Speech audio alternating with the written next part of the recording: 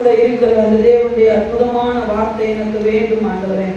என்னோடு கூட நீங்க பேசுங்க ஆண்டவரே என்று சொல்லி ஒரு நிமிடம் வாய்த்த நம்முடைய உதடுகள் அசைக்குமே.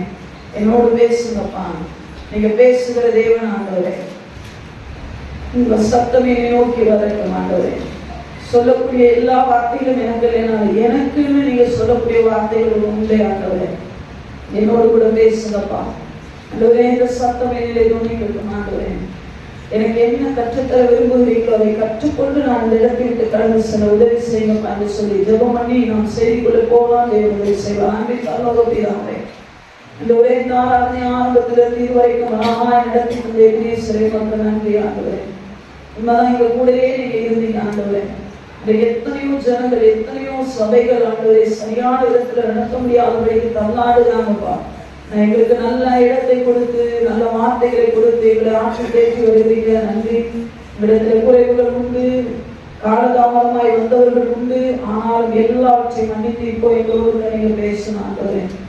எங்கள் ஆண்டவரை உள்ளத்தை ஆண்டவரே நாங்கள் கொழுந்து விட்டு எரிகிறவர்களாக அந்த இடத்தை விட்டு கடந்து போக விரும்புகிறோம் ஆண்டவரே.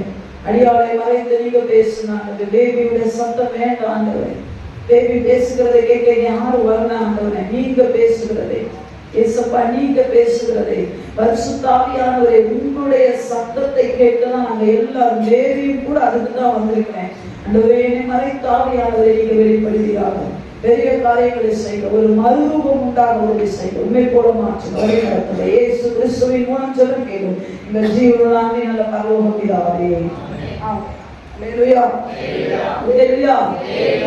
நானும் கூட தேவன் ஒரு காரியத்தை எனக்கு கடந்த நாட்களிலே கற்றுத்தந்தபடினா அதை உங்களோடு கூட பகிர்ந்து கொள்வதிலே நான் மிகவும் சந்தோஷப்படுகிறேன். நம்முடைய ஆண்டவர் நம்ம பாடல்களை பாடுகிறது உண்டு. என்ன என்று சொன்னால் தாயின் கருவிலே உருவாகும் பொழுதே நம்முடைய ஆண்டவர் என்ன பண்ணினாலும் பெயர் சொல்லி அழைத்தார். அவருடைய எலும்புகள் உருவாகிறதுக்கு முன்பதாகவே தாயின் கற்பத்திலே நம்முடைய எலும்புகள் உருவாகிறதுக்கு முன்பதாகவே தேவன் நம்மளை என்ன பண்ணினாலும் அழைத்தார்.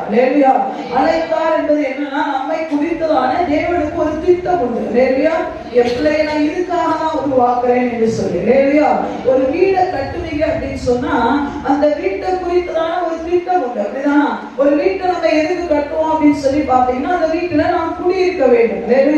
இன்னும் சொல்ல போனா சில பேர் கட்டுவாங்க பாத்தீங்கன்னா கீழே ஒரு வீடு கட்டுவாங்க, மேல ஒரு கட்டுவாங்க. அப்படின்னா அவங்களுடைய திட்டம் என்னன்னா எனக்கு 2 பிள்ளைகள் உண்டு, அதனால கீழே ஒருத்தனுக்கு மேல ஒருத்தனுக்கு. ஒரு சாதாரண வீட்டை கட்டும் பொழுது உங்களுக்கு ஒரு திட்டத்தை வச்சிருக்கிறீங்க. இந்த வீட்டுல இந்த ரூம்ல கிச்சன் ஒண்ணு வேணும்.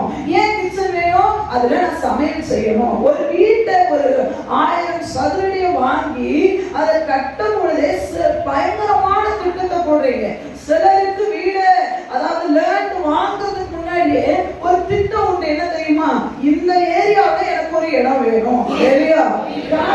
அந்த ஏரியாவையே செலக்ட் பண்ணுவோம். என்னுடைய போக்குவரத்துக்கு, என் பிள்ளைகளுடைய ஸ்கூலுக்கு, ஃபியூச்சர்ல எல்லாமே இந்த இடத்துல நல்லா இருக்கும். சுத்தி ஹாஸ்பிட்டல் இருக்கு, சுத்தி பேங்க் இருக்கு. இப்படி எல்லாத்தையும் பார்த்துதான் அந்த இடத்தை வாங்குறோம். அந்த இடத்தை வாங்கியும் சும்மா 10க்கு 10 ஒரு ரூம் போட்டுட்டு போய் உட்கார்றது இல்லை. அதுலயும் ஒரு கிச்சன் வேணும். அதுலயும் என் பிள்ளைகள் பெண் பிள்ளைகள் இருப்பாங்கன்னு சொன்னா என் பிள்ளைங்க வெளியே பாத்ரூமுக்கு போக முடியாது, என் மனைவி வெளியே பாத்ரூமுக்கு போக முடியாது, ராத்திரி நேரத்துல வெளியே போனா பிரச்சனை ஆயிடும். வீட்டுக்குள்ளேயே இருக்கிற மாதிரி பாத்ரூமை கட்டணும். எல்லா ஃபெசிலிட்டிஸும் தண்ணி வேணும், கரண்ட் வேணும். இப்படி எல்லாமே பிளான் பண்ணுவோம். அப்போ ஒரு நார்மலா நாம இந்த உலகத்திலே பல காலம் இந்த வீட்டுல வாழ போறது இல்லை. ஆனா அந்த சில காலம் வாழக்கூடிய அந்த வீட்டுக்கு நீங்க இவ்வளவு பிளான் பண்ணுவீங்க என்று சொன்னால் உங்களை காலகாலமாக நித்தியமாய் தன்னோடு கூட வைத்திருக்கிற ஒரு பெரிய திட்டம் தேவனுக்கு உண்டு. அப்ப அவர் உங்களை உருவாக்கும் பொழுது ஒரு நல்ல பிளானோடு தான் இந்த பூமிக்கு நம்மளை வைத்திருக்கிறார். எத்தனை பேர் நம்புறீங்க? ஒரு சாதாரண ஒரு வீட்டை கட்டும் போது இவ்வளவு பிளான் நீங்க பண்றீங்களே, உங்களை தேவன் அழைக்கும் பொழுது சில பிளானோடு தான் நம்மளை அழைக்கிறார். சில நேரம் என்ன சொல்ல போனா பெஸ்டான திட்டம் வேணும். ஒரு வீட்டை கட்டும் பொழுது ஒரு பெயிண்ட்டுக்கு கூட நீங்க பாக்கலையா? இந்த பெயிண்ட் அடிச்சாலும் இப்படி இருக்கும், இந்த பெயிண்டை இப்படி அடிக்கணும், இந்த கலர் ஒரே கலர்ல அடிக்கிறது இல்லை, பல கலர் அடிக்கிறாங்க, கண்ணாடி போடுறாங்க. இதெல்லாம் என்ன தெரியுமா? மற்றவர்கள் பார்க்கும் போது நல்லா இருக்கணும். 2வது நான் வசிக்கும் போது இருதயத்துல என்ன பண்ணணும்? நான் என்ன பண்ணணும்? பீஸ்ஃபுல்லா சமாதானமா இருக்கணும்ன்றதுக்காக. அப்ப நம்மளை விளைய தன்னை போலவே நம்மளை உருவாக்கி இருக்கிறாராம். அல்லேலூயா. ஆதியாகமங்களின் புத்தகத்தில் எழுதப்பட்டு இருக்கிறது, நம்மை போலவே மனிதனை உருவாக்குவோமாக. தேவன் தன்னை போலவே நம்மளை உருவாக்கினது எதுக்கு தெரியுமா? ஏனோ தானோ என்று இல்லை.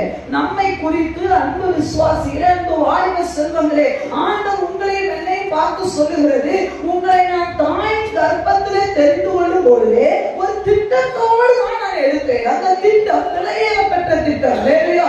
அந்த திட்டம் உண்மையாகவே நம்ம இமேஜின் எல்லாமே அந்த திட்டத்தில் இருக்கிறது. ஒவ்வொரு மனிதனையும் ஆண்டவர் செலக்ட் பண்ணும் பொழுது, ஒவ்வொரு மனுஷியும் தேவன் செலக்ட் பண்ணும் பொழுது, ஒவ்வொரு வாலிபர்களையும் தேவன் செலக்ட் பண்ணும் பொழுது ஒரு திட்டத்தோடு தேவன் என்ன பண்ணுகிறார்? தனக்கென்று அவர்களை பிரித்தெடுக்கிறார். அல்லேலூயா. நிறைய நேரம் பார்த்தீங்க அப்படின்னு சொன்னா நம்மை குறித்ததான தேவ திட்டம் நிறைவேற முடியாமலே போய்விடுகிறது. நிறைய விசுவாசிகள் பாதியிலே பெயர்னாங்க. விசுவாசத்திலே நிலைத்து நிற்க முடியவில்லை. விசுவாச ஓட்டத்தில், ஆவிக்குரிய ஓட்டத்தில் நிலைத்து நிற்க முடியவில்லை. காரணம் என்ன?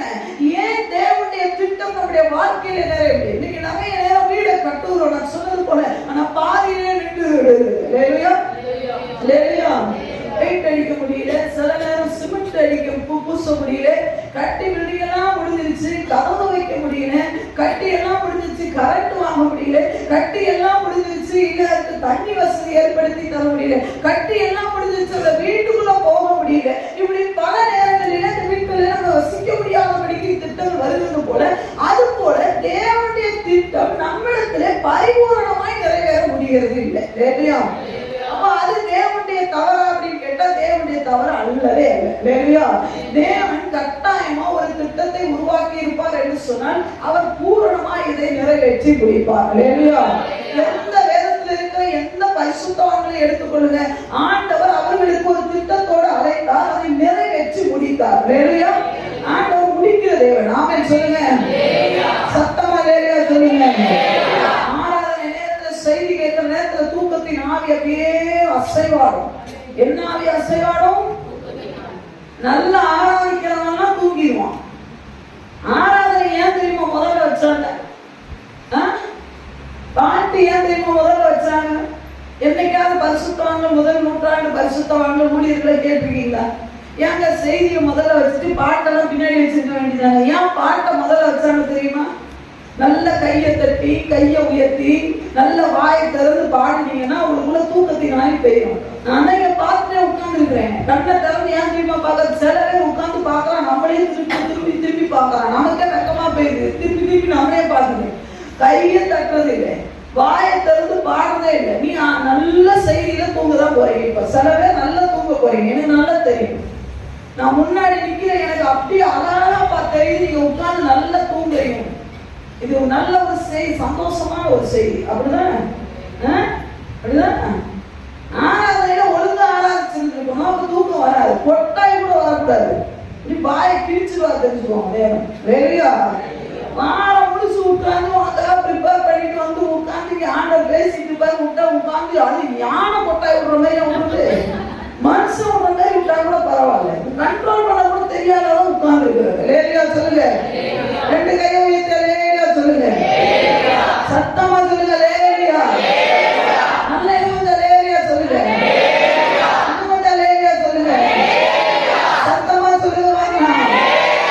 ரெண்டு கையை உயர்த்தி லேலியா சொல்லுங்க. சிரிச்சவாங்க லேலியா சொல்லுங்க. உங்க கையில பைபிள் எடுங்க பார்க்கலாம். யாரும் மடியில் வைக்கக்கூடாது, பின்னி கொடுங்க. எல்லாம் கையில தூக்கு பைபிள். உங்க கையில பைபிள் இருக்கும். எல்லாம் எடுத்துட்டீங்களா? பைபிளை கீழே வைக்கக்கூடாது. ஏன்னா ஏன் சொல்றேன்னு தெரியுங்களா? சில பேர் தூக்கத்துல பைபிளை கீழே விட்டுறீங்க. அப்ப நல்லா தெரிஞ்சு போயிருக்கு தூங்குறீங்க. அதனால டொப்புன்னு பாத்தீங்கன்னா அப்ப நான் ஒன்றும் சொல்ல வேண்டாம், பக்கத்துல இருந்து நீங்களே சொத்துல ஒரு அடி போடுங்க. என்ன தூக்கம் சொல்லுங்க. சொல்லுங்க. அவங்களுடைய வார்த்தைக்கு முக்கியத்துவம் கொடுக்கும். ஒரு ஸ்கூல்ல கிளாஸ்ல படிக்கிற பிள்ளை ஒழுங்கா கவனிக்கலைன்னா அது கடைசியில பரீட்சையில ஃபெயில் ஆயிடும். சபையில நடக்கிற செய்தியை நீ சரியா கவனிக்கலைன்னா வாழ்க்கையில நீ ஓட்ட விட்டுற. கவனமாய் கவனிக்கலாம். சரி, இப்போ தேவன் நம்ம மேல வைத்திருக்கிற திட்டம் இல்ல வாக்கு தத்துவம் ஏன் நிறைவேற முடிகிறது இல்லை? ஏன் பாதியிலே அது முடிந்து நான் ஓடி முடிக்க முடியலையே? பாதியிலே நம்ம ஓட்டம் தடுமாறி நிக்குது. நம்ம ஓடி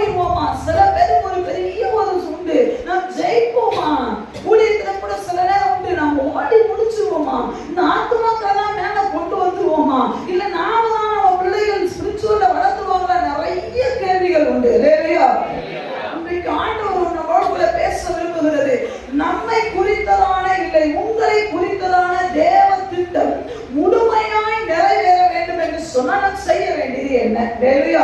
அதுக்கு ஒரு மனிதனுடைய வாழ்க்கையில இருந்து உங்களுக்கு ஒரு காரியத்தை எடுத்துக்காட்டாக நான் காட்ட விரும்புகிறேன். தேவன் நம்மளோடு கூட பேசுவாராக. எல்லாரும் எடுத்து வைத்துக் கொள்ளலாம். அப்போஸ்தலருடைய நடவடிக்கைகள் 9வது அதிகாரம். அப்போஸ்தலர் 9வது அதிகாரம் 15வது வசனம் 16வது வசனத்தை வாசிக்க கேட்கலாம். அப்போஸ்தலர் 9:15-16. அதற்கு கர்த்தர் நீ போ அவன் புறஜாதிகளுக்கும் இது யாரை குறித்து சொல்லப்படுகிறது? அப்போஸ்தலனாகிய பவுலுக்கு கொடுக்கப்பட்ட ஒரு வாக்குத்தத்தம். அவரை குறித்து தேவன் வைத்த திட்டத்தை அனனியாவின் மூலமாய் தேவன் சொல்லுகிறார். அனனியாவே நீ போ, பவுல் புறஜாதிகளுக்கும் ராஜாக்களுக்கும் இஸ்ரவேல் புத்திரருக்கும் என்னுடைய நாமத்தை அறிவிக்கிறதற்காக நான் தெரிந்து கொண்ட பாத்திரமாய் இருக்கிறான். அவன் என்னுடைய நாமத்தின் நிமித்தம் எவ்வளவாய் பாடுபட வேண்டும் என்பதை நான் அவனுக்கு காண்பிப்பேன் என்றார். ஹalleluya. இதுதான் அப்போஸ்தலனாகிய பவுலுக்கு தேவன் அழைக்கும் பொழுது, ஹalleluya, தேவன் இந்த சம்பவத்துல தான் பவுலை அழைத்தார். இப்பொழுது தமஸ்குக்கு வர வழியிலே அவருக்கு கண்பார்வை போய்விட்டது. இந்த சமயத்துல தான் தேவனுடைய அழைப்பை பெறுகிறார். இன்றைக்கு நிறைய நேரம் நம்மளை தேவன் எப்போது அழைத்தார் என்பதை நமக்கு தெரிகிறது. ஹalleluya. எதற்கு அழைத்தார், என்ன சொல்லி அழைத்தார்? ஹalleluya. எத்தனை பேருக்கு தெரியும்? இது ரொம்ப வேதனையான ஒரு விஷயம். ஒரு கம்பெனிக்கு வேலைக்கு போறீங்க, என்ன சம்பளம் கேட்டு போவீங்களா, போக மாட்டீங்களா? சொல்லுங்க, எல்லாம் வாங்கி தரேன்னு சொல்லுங்க.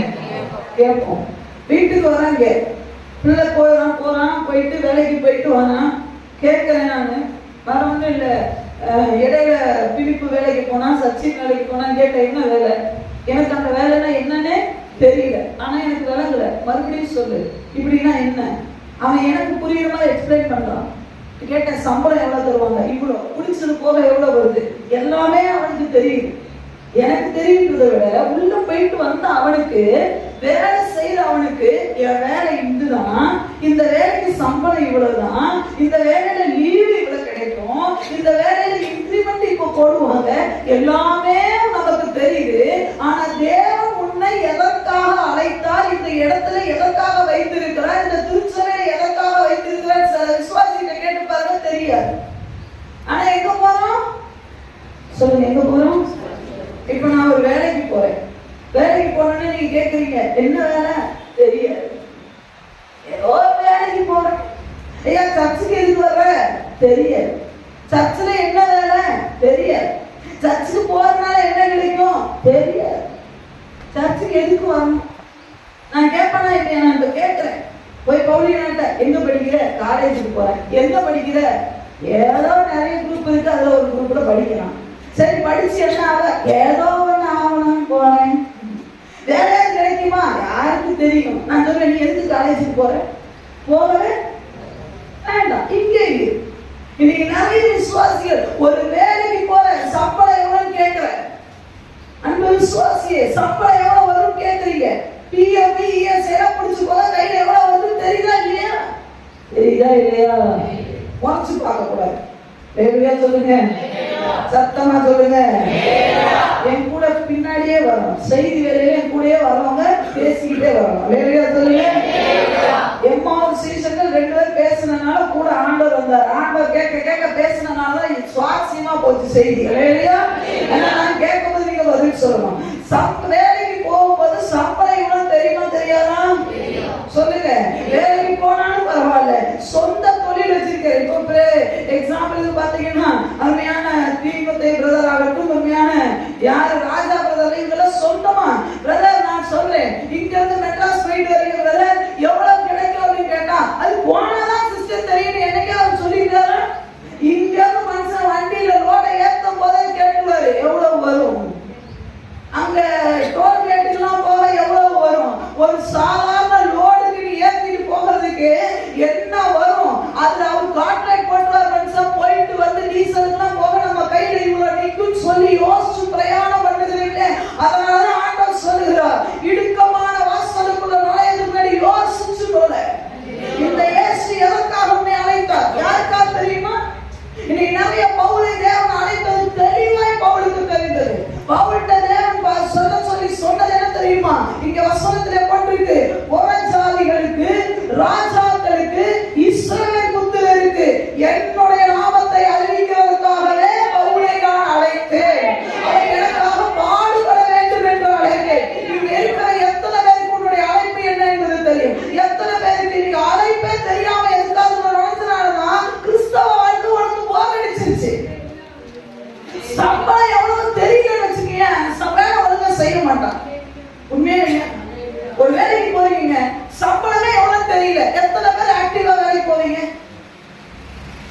போறீங்களா? பேசணும்னு சொன்னேன். எத்தனை பேர் ரொம்ப ஆக்டிவா போயிருந்தோம் சிஸ்டர்? யார் தெரியுமா ஆக்டிவா போவா? சொல்றேன், அதையும் சொல்றேன். சம்பளமே எவ்வளவு தெரியாம ஆக்டிவா போறவரை யார் தெரியுமா? அம்மா அப்பா கிட்ட இருக்கிற பிக்கல் கொடுத்து முடியணும்.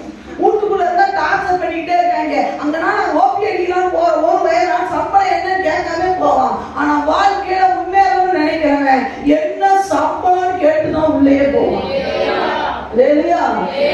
ஆண்டவர் சொல்றாரு, உலக பிரகாரமான விஷயத்துல இவ்வளவு டேலண்டா இருக்கிறீங்கல்ல, எதுக்காக உன்னை அழைச்சேன்? நீ உன்னை அழைக்கும் போது நான் என்ன சொல்லி அழைத்தேன்? மோசையை பாருங்க, ஒரு காரியத்தை சொல்லிதான் அழைத்திருப்பார். ஆபிரகாமை பாருங்க, ஒன்னு சொல்லிதான் அழைத்தார். சாராளை பாருங்க, ஏதோ ஒரு பர்பஸுக்கு அழைத்தார். தாவீதை பாருங்க, ஒரு பர்பஸுக்காக அழைத்தார். எல்லாரையும் பாருங்க, யோசேப்பை பாருங்க, தேவன் பிரித்தெடுக்கும் பொழுது உன்னை நான் என்ன பண்ணுவேன்? நிக்க வைப்பப்பா, எல்லாரும் உன்னை வணங்குவாங்க. அதுதான் தரிசனம். அன்பு விசுவாசி, இன்னைக்கு வீட்டுல போய் நீ கேட்க வேண்டியது ஒரே ஒரு கேள்வி என்ன தெரியுமா? என்னை எதற்காக நீர் அழைத்தீர்? நீ தெரியலன்னா நீ சபைக்குள்ள நிக்க முடியாது. நிறைய போனது போல நீ போயிருவ. இது தெரியலன்னா நான் ஊழியத்துல நிக்க முடியாது. நானும் அவுட்டு. யாருன்னா அர்த்தம் நீ என்ன பெரிய அபிஷேகத்துல தலையில குதிக்கிறோம். நீ பெரிய டேலண்ட், பிகாம், பிஏ, பிஎஸ்சி என்னவா படிச்சுக்கோ. ஆனா சம்பளம் எவ்வளவு தெரியாம நீ வேலைக்குள்ள போனேன்னா உன்னால நிக்க முடியாது. ஏன் தெரியுமா? அதுக்குள்ள குழப்பம் வந்துடும். ஐயோ, இந்த ஓனர் வேற இப்படி கெடுபடியா நிக்கிறானே, சம்பளம் 4 பேர் என்ன வந்து சொல்லுவா தெரியுமா? இந்த ஓனர் சம்பளமே சொல்லுங்க தர ஒழுங்கா தரமாட்டாரு. நல்லா குளிச்சு எடுத்து பாருங்க, தரமாட்டான். உடனே உனக்கு 15வது நாள் ஒரு சந்தேகம் வந்துடும். அடடா, எனக்கு இவன் தருவானா மாட்டான்னு தெரியலையே, அதனால இந்த கம்பெனி விட்டு இன்னொரு கம்பெனியில ஓடினான். இதே ஒரு அக்ரிமெண்ட போட்டு, தம்பி உனக்கு 15,000 மாசம் சம்பளம், இந்த சம்பளத்துக்கு நீங்க இவ்வளவு நாள் வேலைக்கு அக்ரிமெண்ட் போட்டா ஊர்ல இருக்க எந்த பையன் வந்து சொன்னா நீ சொல்லுவ, அக்ரிமெண்ட்ல எனக்கு 15,000 சம்பளம் போட்டுருக்காங்க, எனக்கு கட்டாயம் வரும், நீ உழைக்க மாட்டேன். அப்போ ஒரு விசுவாசியும் ஒவ்வொரு ஊழியரும் செய்ய வேண்டிய ஒரு மகத்தான ஒரு விஷயம் என்ன தெரியுமா? உங்க கையில அந்த அக்ரிமெண்ட் இருக்கணும். எதற்கு இந்த சபைக்கு கொண்டு வந்தா? எதற்கு கொண்டு வந்தா? காலமெல்லாம் இப்படி உட்கார்ந்து பேசிட்டு போறது. ஆமென். அப்படியே ஒண்ணு நீங்க வேலை செய்யணும், வேலை செஞ்சு சம்பளத்தை வாங்கணும். வேலை செஞ்சு சபைக்கு அதுதான் கொண்டு வந்திருக்கிறார். தேவனுக்கு எதுக்கோ ஒண்ணுக்கு நீங்க தேவை. சொல்லுங்க, உங்களுக்கு தேவன் தேவை, தேவனுக்கும் நீங்கள் தேவை. எப்படி ஒரு ஓனருக்கு நீங்கள் தேவை, நீங்களும் ஓனருக்கு ஓனர் மட்டும் நீங்க தேவையில்லை, நமக்கும் ஓனர் தேவை. அது போல எனக்கும் இயேசு தேவை, இயேசுக்கும் தேவை தேவை. ஏதோ ஒரு தேவைக்காகத்தான் தேவன் பல வருடத்துக்கு முன்னதாகவே என்னை அழைத்தார். எனக்கு நல்லா தெரியும், தேவன் இந்த திருச்சபையை, இந்த சபையை கட்டி எழுப்ப, சில குடும்பங்களை கட்டி எழுப்ப, குறிப்பாக வாலிபர்களை தேவனுக்குள்ளாக நடத்துதான் தேவன் என்னை அழைத்திருக்கிறார். எனக்கு நல்லா தெரியும், அதை நோக்கிதான் பராக்கிரமசாலிகளை நான் பார்க்கிறதுக்காக நான் ஓடிக்கொண்டேன். உனக்கு அழைப்பு என்ன? எதற்காக தேவன் அழைத்தார்? உங்களை தேவன் உலகத்திலிருந்து வேறுபிரிக்கும் போது என்ன சொல்லி அழைத்தார்? எத்தனை பேருக்கு தெரியும்?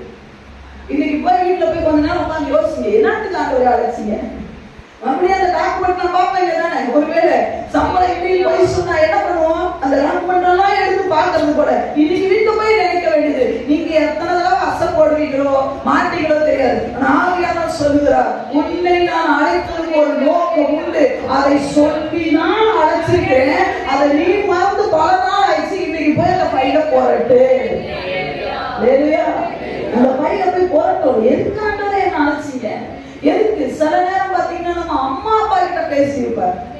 எங்க அம்மா அப்பா ஆண்டவரே 3 பெண் பிள்ளைகள் வேணும், 3மே ஊழியத்துக்கு தான் நான் தருவேன், அதுவே எங்களுடைய தரிசனம். ஆண்டவரே என்ன ஊழியத்துக்கு தான். கடைசியில பார்த்தா நான் வேண்டாம்னு சொல்லி போக ஆண்டவர் பார்த்தார், அதெல்லாம் வாய்ப்பே கிடையாது. அருணாள் சொல்லிட்டாங்க, சாமி தேவாலயத்துலதான் இருக்கிற வழியே இல்லை.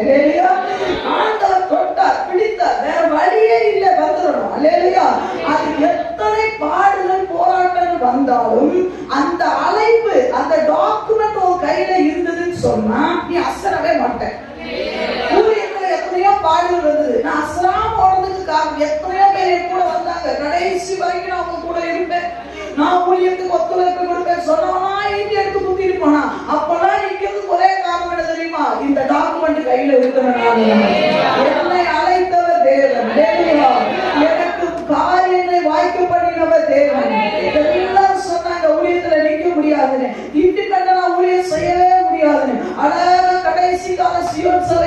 மாதிரி சாதையா இறக்கிறதுக்குள்ள இந்த ஸ்தாபனத்துல என்னை அழைத்தது, என்னை இணைத்தது தேவன் என்று சொன்னார். நான் ஏன் இந்த மனுஷ வார்த்தையை கவலைப்படணும்? எனக்கு ஒரு நல்ல திருச்சபை கொடுத்தார், எனக்கு ஒரு நல்ல ஸ்தாபனத்தினுடைய இழப்பை கொடுத்தார், ஸ்தாபனத்தில் எனக்கு ஒரு நல்ல பேரை கொடுத்து நல்ல விசுவாசிகளை கொடுத்திருக்கிறார். நான் 4 ஆடு வெளிய போயிடுச்சுன்றதுக்காக ஊழியத்தை நான் சந்தேகப்பட மாட்டேன். சர்வவல்லமையுள்ள தேவன் கட்டாயம் நான் பெரிய ஒரு எழுப்புதலை பார்ப்பேன். அந்த நிச்சயம் உங்களுக்கு வேண்டும் என்று சொன்னால் உங்களுடைய அழைப்பு என்ன என்பதை தெரிந்திருக்க வேண்டும். எதற்காக தேவன் உங்களுடைய குடும்பத்திலிருந்து உங்களை பிரித்தெடுத்தார்? எதற்காக தேவன் உங்களுடைய பாரம்பரியத்திலிருந்து உங்களை பிரித்தெடுத்தார்? இந்த உடனே சொல்லினா எங்களை பரலோகத்துக்கு கூட்டிட்டு போறதுக்கு பரலோகத்துக்கு கூட்டிட்டு போறதுக்கு தான் எல்லாரையும் அழைத்தார். அப்புறம் எங்க பாயார் நரகத்துக்கு தரதுக்கு அழைச்சார். ஆனால் போகிற வழியில் நமக்கு ஒரு திட்டம் உண்டு. நம்ம இங்க சேலத்துல இருந்து மெட்ராஸ்க்கு போனோம்னா ஒண்ணு நீ பஸ்ஸா ஏறு,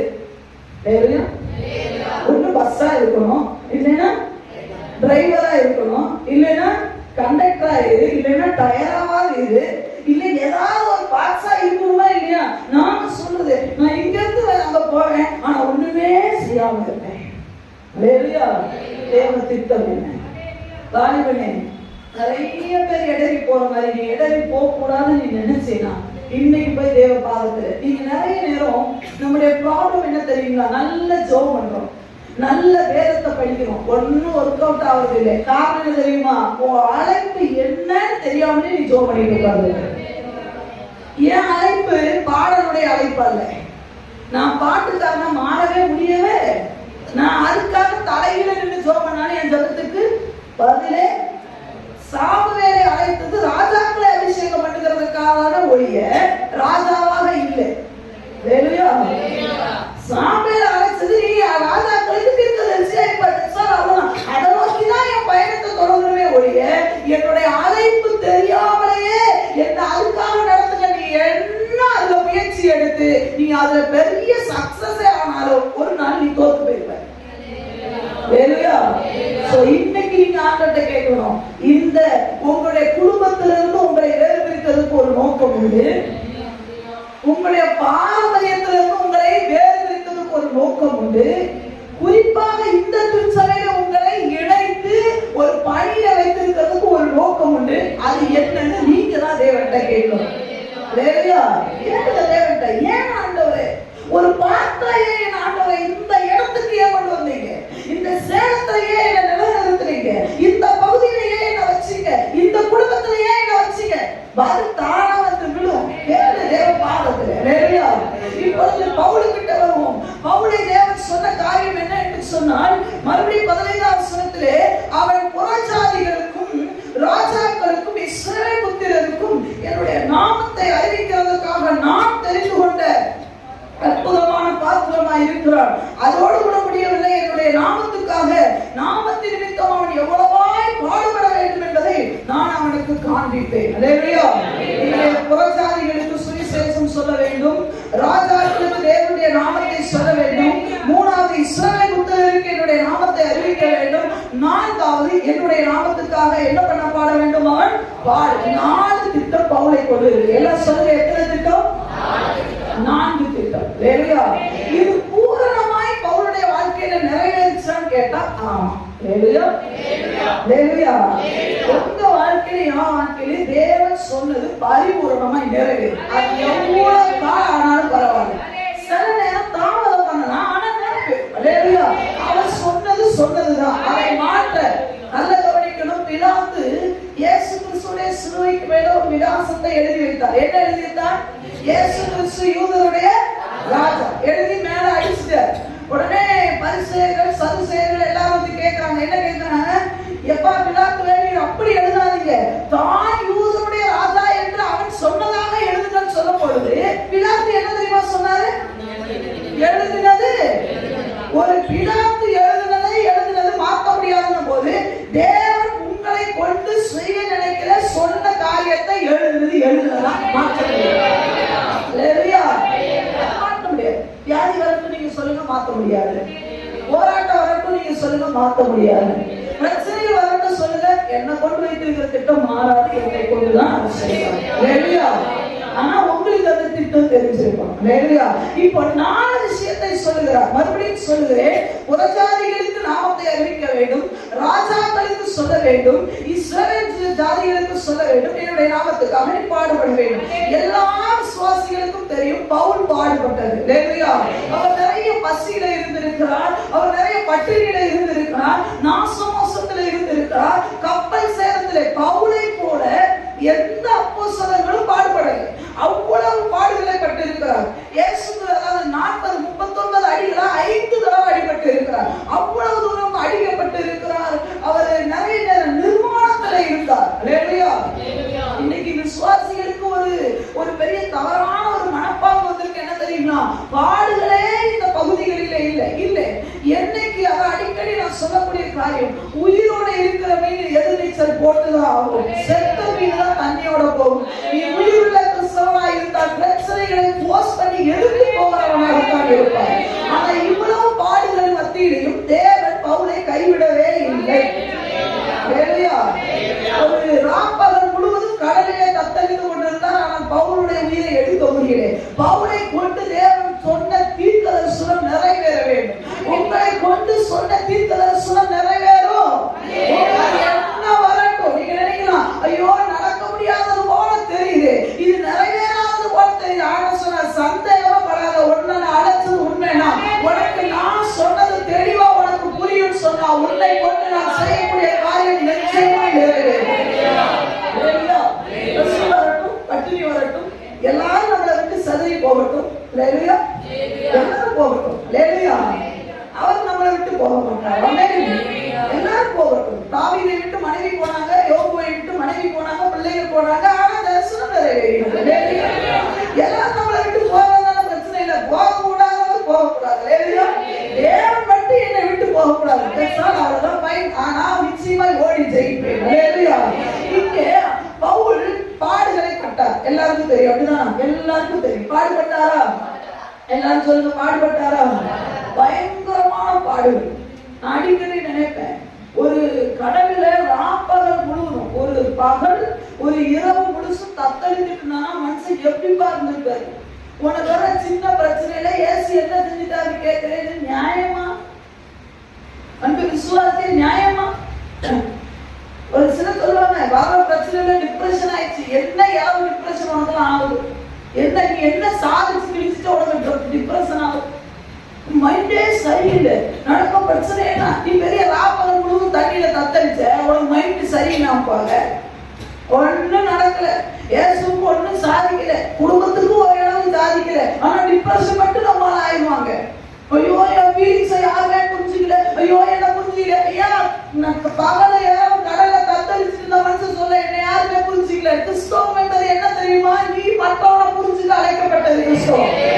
உன்னை எவரும் புரிஞ்சுக்கலேன்னு அழுதுட்டு இருந்தானே, காலமெல்லாம் நீ அழுதுகிட்டா இருக்கணும். நீ மற்றவனை புரிஞ்சுக்கிறதுக்கு தான் அழைப்பேன். நான் மற்றவனை பவுல் ஏன் தெரியுமா? கடல்ல ராப்பகல் முழுவதும் தத்தளிக்கும் போது ஆண்டவர்கிட்ட முறையிடாததுக்கு ஒரு பெரிய காரணம் என்ன தெரியுமா? ஆண்டவரே, நான் போக வேண்டிய இடத்துக்கு போய் சுவிசேஷம் சொல்லணும், அதுக்கு ஜீவனை மட்டும் கொடுங்க. நம்ம அப்படி கிடையாது. ஏன் ஆண்டவரே அப்படி செஞ்சுட்டீங்க? எதுக்காக அப்படி செஞ்சீங்க? நடந்த நடந்து முடிஞ்சு போச்சு, நீ போக வேண்டிய காரியத்தை பார்த்துட்டு போயிட்டே இருக்கணும். நீ எதுக்குங்க டிப்ரெஷன் ஆகுது? எதுக்குங்க சோகம் வருது? எதுக்குங்க மனக்கசப்பு வருது? எதுக்குங்க கோபம் வருது? நீ தேவ திட்டத்துக்குள்ள சரியா இல்லை, அதனால இதெல்லாம் வருது. தேவ ஸ்கெட்சுக்குள்ள அழகா நீ உட்காருன்னு சொன்னா, தேவன் போட்ட திட்டத்துக்குள்ள அழகா பிக்ஸா இருப்பேன்னு சொன்னா, நீ அங்க இங்க அசைய வேண்டிய அவசியம் இல்லை. அந்த திட்டத்துக்குள்ள நீ இல்லைன்னா தான் நீ அசைவு கொடுப்ப. நல்ல தேவ கிருப்பா பிடிச்சிருந்தா அந்த மரம் எவ்வளவு பெரிய மழை காத்தடிச்சாலும் அசைமே உடைய கீழே விழவே. நீ கிருப்பா பிடிச்சிருக்க, பாடுகள் வருது, பிரச்சனைகள் வருது, உடனே நம்ம யாருக்கிட்டையும் பேசுறது இல்லை. யாருக்கும் யாரும் என்ன பத்தி யார் புரியணும் நீ நினைக்கிற? வெட்கமா இல்லை? இந்த வார்த்தை நம்ம சொல்றேன், வேதனையா இல்லையா? என்ன கிறிஸ்தவ வாழ்க்கை வாழணும்? ராப்பகல் முழுது கடலை தத்தளிச்சிருக்காரு. எந்த பேருக்கு போய் விசாரிச்சார்? பேர் விசாரிச்சாரா? சொல்லுங்க, யோவான் விசாரிச்சாரா? ஒருத்தர் கூட கிடையாது. ஒருத்தர் கூட பவுலை என்னையா விசாரி, எனக்கு தெரிஞ்ச ஒரு வேலை தீமத்தை விசாரிச்சிருக்கலாம். அவ்வளவுதான், அவருக்கு ஒன்றும் முடியாது. மற்றபடி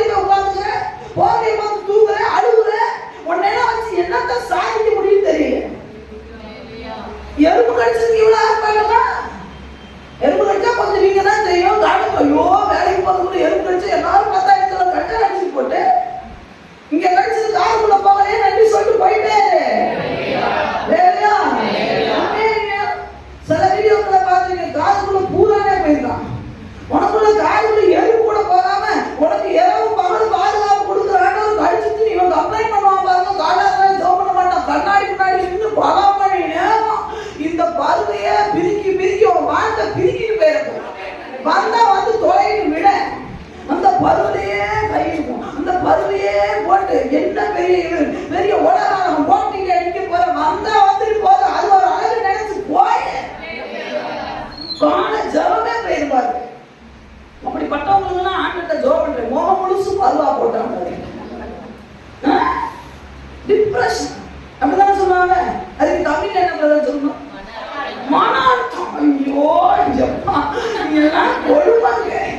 பவுல் ஒரு பிரசங்கம் பண்ணாரு. அவர் சொல்லுவாரு, எப்பா நான் கடலை அப்ப கூட எனக்கு மன அழுத்தம் வரவே. இங்கிலீஷ் சொல்ல தமிழ்ல நல்லா இருக்கு. அப்படிதான் மன அழுத்தம். நமக்கு எதுக்கு மன அழுத்தம் வருது? பசியில இருந்துன்னா மன அழுத்தம் வந்துச்சா? பட்டினியில பசியோ பட்டினியோ அப்படின்னா என்ன அர்த்தம்? பசியா பட்டினி வேறையா? பசி இன்னைக்கு ரொம்ப நாள் தான் பட்டினி. கரெக்டா தான் கரெக்ட். வித்தியாசம் உண்டு. ஒரே போல காட்சி அளிக்கிறது ஒரே அர்த்தம் இல்லை. பசின்றது இந்த நேரம். இப்ப நான் கொஞ்ச நேரம் லேட்டா முடிச்சு உங்களுக்கு பசி வரும், அது பசி. பட்டினின்றது நாளைக்கு சேர்த்து உங்களை உட்கார வச்சா பட்டினி. இவ்வளவுதான் இருந்தது. மன அழுத்தம் நம்ம மாதிரி வரல. ஒரு நேரம் சோறு இல்லைன்னா அவன் மன அழுத்தம் வருது. ஒரு நேரம் எட்டி மிதிச்சு கொள்ளணும்னா இல்லையா? நான் சொல்றேன். நான் இன்னும் டாபிக்குள்ளே போல. இந்த வசனத்தை வச்சு தேவன் உன்னோட பேச விரும்புகிறார். எதுக்கு மன அழுத்தம் வரக்கூடாதுங்க? தனிமையில இருந்தாருங்க, மன அழுத்தம் வரல. நமக்கு அப்படி இல்லை. தனிமையில இருந்தனால அப்படி பிசாசு என்ன போட்டு கொள்ளப்பறான். சும்மா என்னத்துக்கு அவன் நீ கூப்பிடுவேன்? சும்மா வந்து அவன் வேலை பழத்தை இல்லை வேற அவன் கூட நீ அவனோட வர அவன் கூட வா. தனிமையா இருந்தா நல்ல டைம் கிடைச்சிட்டு ஜோபண்ண உட்காரு. ஐயா பேருக்கு பசி வந்துச்சா இல்லையா? எல்லாம் சொல்லணும். வந்துச்சா போச்சா? சத்தமா சொல்லுங்க. ஆண்கள்லாம் சொல்லுங்க. ஏன்னா நீங்க தான் இந்த தப்ப நிறைய பண்றீங்க. பசி வந்துச்சா? பசி வந்துச்சா? கேட்கலதான் சத்தம். சொன்னவங்க ஊர்ல சத்தமே கேட்கல. சத்தமா சொல்லுங்க. பசி வந்துச்சா? எல்லாம் சொல்லுங்க. சத்தமா பசி வந்துச்சா? விவேகா சொன்னாங்க காவின் சத்தமே வரல. சத்தமா சொல்லுங்க. பசி வந்துச்சா? வந்துச்சு. நம்ம என்ன பண்ணாரு? மன அழுத்தம் உண்டாயிடுச்சா? மேல போனா மிஷினை பார்த்துட்டு இருக்கிறாரு, தரிசனத்தை பார்த்துட்டு இருக்கிறாரு. நம்ம என் குழம்பு சூடாகி கொதிக்கிறதுக்குள்ள அந்த பானையை கூட பட்டு உடைக்கிறேன். என்ன கிறிஸ்தவன் இவர்? அப்படி ஆண்டவர் அப்படி வல்லமையா எடுத்து பயன்படுத்தி அப்படி கொண்டு போய் மேல நட்சத்திரத்தை போல மின்னி வச்சிருவாங்க. ஐயா பசி எடுத்தவங்க ஜோம் பண்ண ஆண்டவரே கொதிக்கிற வரைக்கும் எனக்கு வச்சிருக்கிறீங்க. ஆண்டவரே சோத்திர ஆண்டவரே சொல்லுங்க. என்னையா ஒரு துப்பிருக்க கேட்டா வேறு போல ஆண்டவரே நிரல்பட்டு மரித்தோர்கள் பாட்டை பாடலாமா நம்ம எல்லாரும்? அட சொல்லுங்க. என்ன ஜான் சொல்லுங்க. நமக்கு ஆண்டவருக்கு எவ்வளவு நல்ல. அன்னைக்கு பேருக்கு ஸ்நாக்ஸ் கடையே இல்லைங்க. இன்னைக்கு நம்ம ஸ்நாக்ஸ் கடை இருக்கா இல்லையா? அம்மா செய்யறதுக்குள்ள நம்ம பக்கத்துல போய் சிப்ஸ் வாங்கி வாய்க்குள்ள போடுறோமா இல்லையா? நான் சொல்லுங்க. நான் வரும்போதே தெரியும் அவனுக்கு அம்மா மீன் குழம்பு வச்சுட்டாங்கன்னா 4 நாளைக்கு அந்த மீன் குழம்பு தான். அதனால வரும்போதே நீ எனக்கா வாய்க்குள்ள போட்டு வரையா இல்லையா? அப்படி பண்ணா கூட வீட்டுக்குள்ள வரும்போது நம்ம படுற டென்ஷன் இன்னும் குழம்பாங்கலையா? நீங்க அப்பெல்லாம் சொல்லுங்க. மேல் வீட்டறையை போய் ஜோம் பண்ணு. 4 துப்பட்டியில மாதிரி பிடிச்ச ஒரு துப்பட்டி கீழே இறங்கும். நிறைய மிருகங்கள் இருக்கும். அடிச்சு பூசி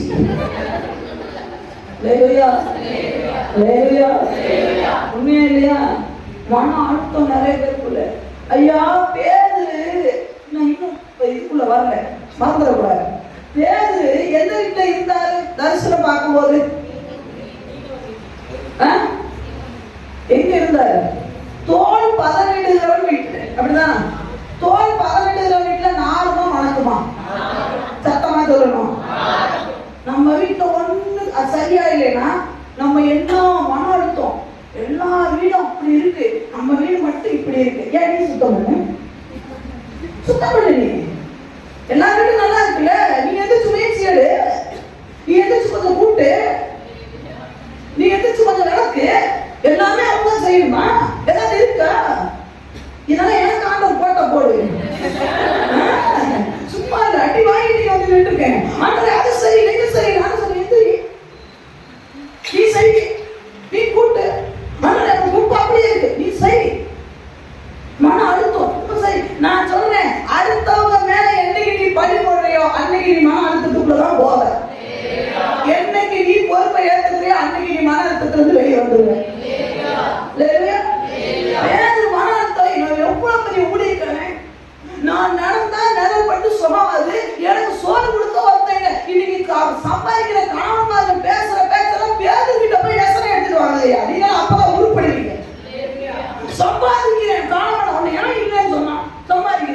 இல்லைன்னு சொல்லல.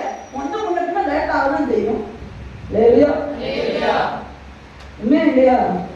சொல்லுங்க. சிக்கன் சீக்கிரமா வெந்துருங்க. ஆபரணம் கொஞ்சம் லேட் ஆகும். ஏன்னா ஆபரணம் 100 வயசுல தான் பிள்ளை வருது. அதனால ஆபரணம் வேலை கொஞ்சம் சொல்லுங்க. உண்மையா இல்லையா? வேறு சீக்கிரமா காட்டி கொடுத்துட்டாரு. அது சீக்கிரம் வெந்துடும். நான் சொல்றது விளம்பரம் நினைக்கிறேன். கோழி ராணி சிஸ்டர் நல்லா சந்தோஷம் இல்லையா? கோழி சீக்கிரமா ஏன்னா சடனா காட்டி கொடுத்துட்டான். ஆனா ஆபரணம் அப்படி இல்லை. 100 வயசுல தான் குழந்தை. அப்ப ஆபரணம் வேக கொஞ்சம் சீக்கிரம் டைம். நம்ம அப்படி கிடையாது. வாங்கி கொடுத்துட்டேன். நல்ல கடையில தான் வாங்கி கொடுத்தேன். எதுக்கு உனக்கு இவ்வளவு நேரம்? உனக்கு நல்ல அப்படி பல்லு வைக்கும் போதே பல்லுக்குள்ள மாட்டாது அப்படி நல்லா போகணும்னா நல்ல அப்படி அல்ல எல்லாம் பேஸ்ட் எல்லாம் அரைச்சு அப்படி நான் அப்படி கொடுக்கணும்னா கொஞ்சம் டைம் ஆகதான் செய்யும். வாரத்துக்கு ஒரு நாள் வரேன், வாரத்துக்கு ஒரு நாள் நான் கறி எடுக்கிறேன், நீ அதை கூட செய்ய மாட்டியா? நீங்க சொல்லுங்க. பேருக்கு பேர் அப்பேற்பட்ட பேருவே நடக்கும் போது நிழல் பட்டு சுகமான பேருவே மன அழுத்தம் ஆகல. நீ சும்மா உலகம் சோத்துக்கு மன அழுத்தம் ஆனேனா காணாதுக்குள்ள போக முடியாது. இஸ்ரவேல் போக்குற மாதிரி ஆயிடுவேன்னு சொல்லி இவங்க திருப்தி ஆக மாட்டாங்க. மன்னாவே கொடுத்தாலும் இவன் வெள்ள கொண்டு சண்டை போடுற கேஸ் பக்கத்துல எப்படி சொல்லியிருந்தேன். எப்படி மன்னாவை கொடுத்தா திருப்தி ஆவீங்களா? நல்ல ஒருத்தர் பார்த்து சொல்லுங்க. இது தீர்க்க தரிசனமான வார்த்தை. மன்னாவை கொடுத்தா திருப்தி ஆவீங்களா? ஆட்டீங்களா? ஆனா எனக்கு என்னமோ உங்க அழகு மூச்ச பார்த்தா மன்னாவை கொடுத்தா கூட பூண்டுக்கே அலையிற கேஸ் மாதிரி தெரியல. என்ன சொல்றாங்க?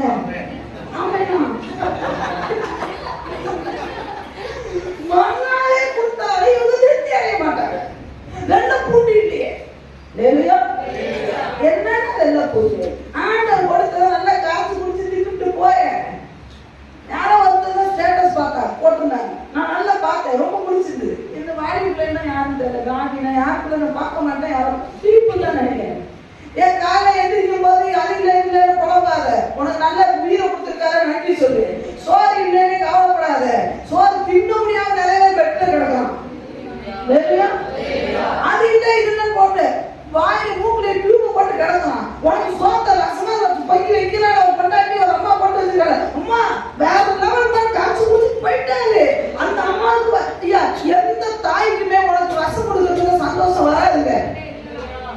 உனக்கு இருக்கிற அதே அர்த்தம் தான் தான் பிள்ளைக்கு ஒரு நாள் கறி எடுத்து கொடுக்க முடியலையேன்ற ஒரு வருத்தம் ஒவ்வொரு தாய்க்கும் இருக்கதான் செய்யும். ஏன் தெரியுமா?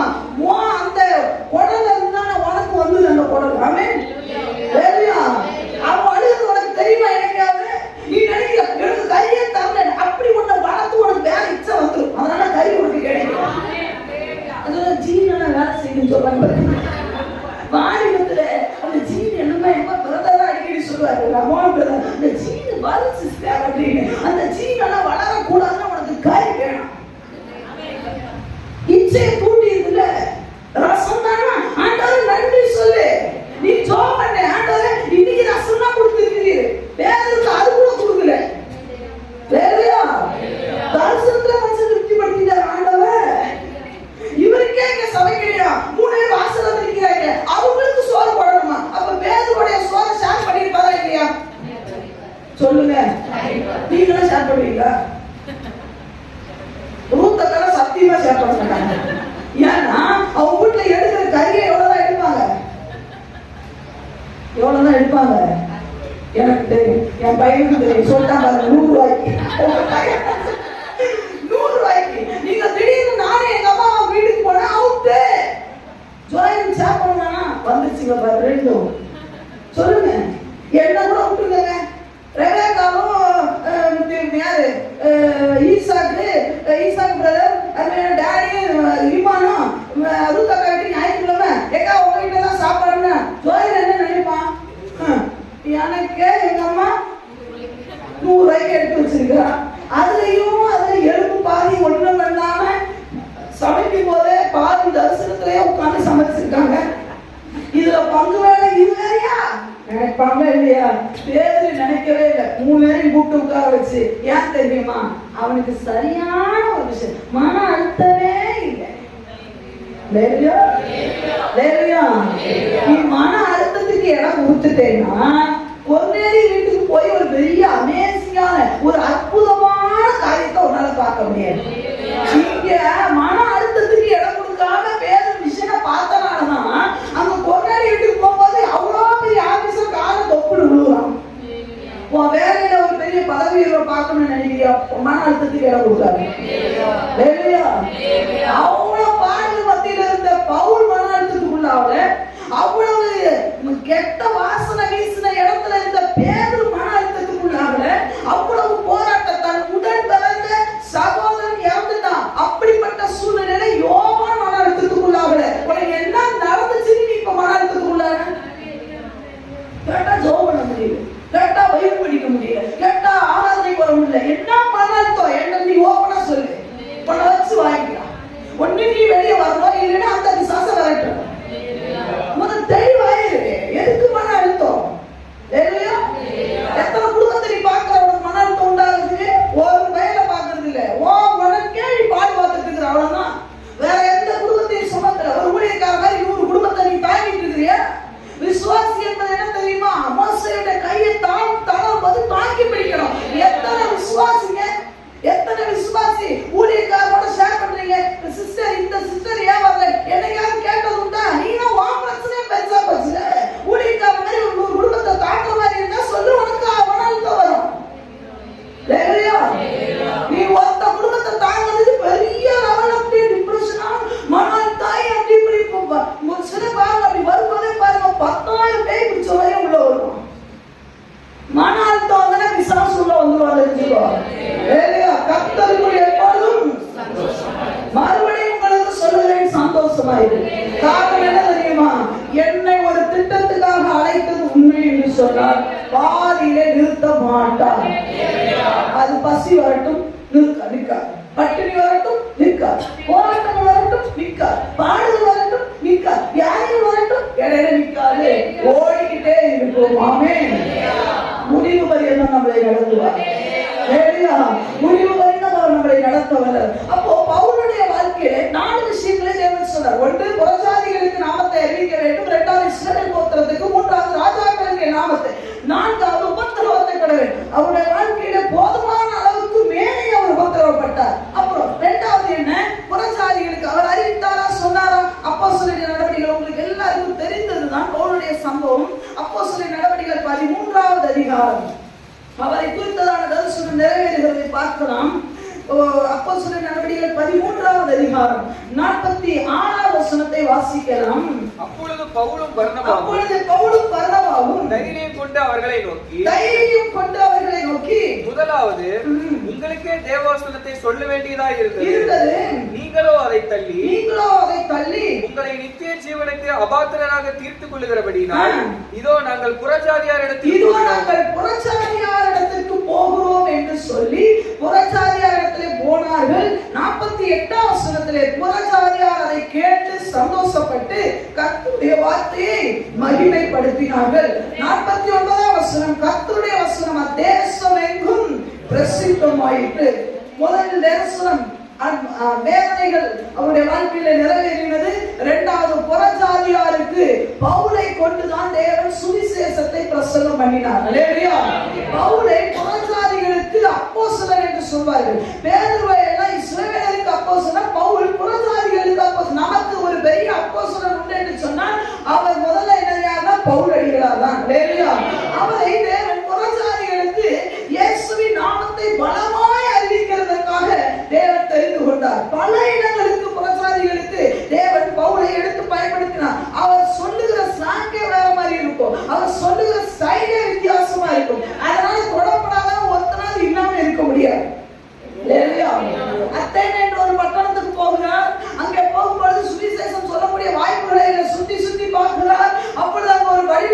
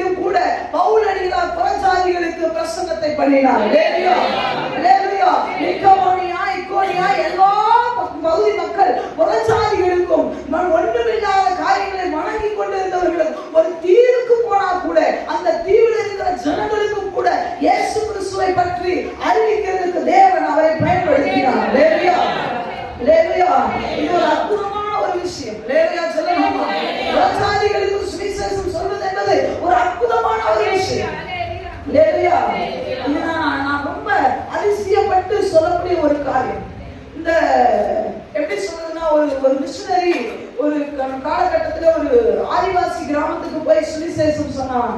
இயேசுவை பற்றி அவர் சொல்லும் பொழுது நிறைய காரியங்களை அவர் சொன்னார். பாவத்தை குறித்து சொன்னார். நீ பாவம் செய்யக்கூடாது, இதெல்லாம் பாவம், நீ பாவம் செய்யலாம். அவன் சொன்னானா, ஐயோ நான் நிறைய பாவம் பண்ணிட்டேன், நிறைய கொலை பண்ணிட்டேன். ஏன்னா ஆதிவாசிகள் கொலை செய்கிறவர்கள். அப்போ நான் நிறைய உயிரை கொண்டுட்டேன், இதெல்லாம் உங்க இயேசு ராஜா மன்னிப்பாரான்னு கேட்கும்போது அவர் சொன்னானா, மிஷினரி சொன்னானா, இயேசு மன்னிப்பாருன்னு சொல்லி. எப்படி வசனம் சொல்லும் பொழுது உங்களுடைய பாவம் என்னது சிவேர் என்று இருந்தாலும் எனது பஞ்சை போல எனது வெண்மையாகும் என்று சொல்லும் பொழுது அவனுக்கு பஞ்சுனா என்னன்னு அதுல சிவப்புனா தெரியும், ரத்தம்னா தெரியும், பஞ்சுனா என்னன்னு கேட்டான். மிஷினரி இப்ப குழப்பிட்டாரு. இவனுக்கு எப்படி எக்ஸ்பிளைன் பண்றது?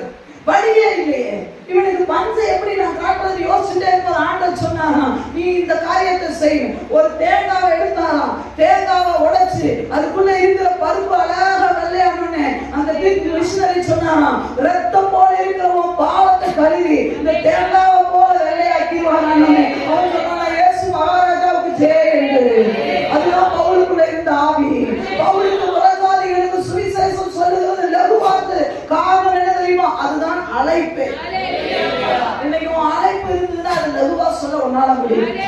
அதுக்கு பெரிய எஃபோர்ட்ல எடுக்கணும்னு அவசியம் இல்லை. இல்லையா? அப்போ புறஜாதிகளுக்கு அவர் சொன்னார். இரண்டாவது இஸ்ரவேல் கோத்திரங்களுக்கு என் நாமத்தை அறிவிக்க வேண்டும். இஸ்ரவேல் கோத்திரத்துக்கு ஏற்கனவே என்ன பண்ணினார்கள்? அப்போஸ்தலர்கள் இருந்தார்கள், 12 பேர் இருந்தார்கள், நிறைய பேர் எழுப்பினாங்க. ஆனா ஆண்டவர் சொன்னார், இஸ்ரவேலருக்கும் நீ அறிவிக்க வேண்டும் என்று சொல்லி. அது நிறைவேறினதா என்று கேட்டால் 14வது அதிகாரம் 1வது வசனத்தை வாசிக்கலாம் பாருங்க. 14 அப்போஸ்தலர் 14 1வது வசனம். இக்கோனியா பட்டணத்திலே அவர்கள் இருவரும் யூதருடைய ஜெபாலயத்தில் பிரவேசித்து இவங்க முத எங்க போனாலுமே எங்கதான் போவாங்கன்னு கேட்டா எங்கதான்? யூதர்களுடைய ஆலயத்துக்கு தான் போவாங்க. இஸ்ரவேல் கோத்திரத்துக்குள்ள தான் முதல் போறது நற்செய்தி சொல்கிறது.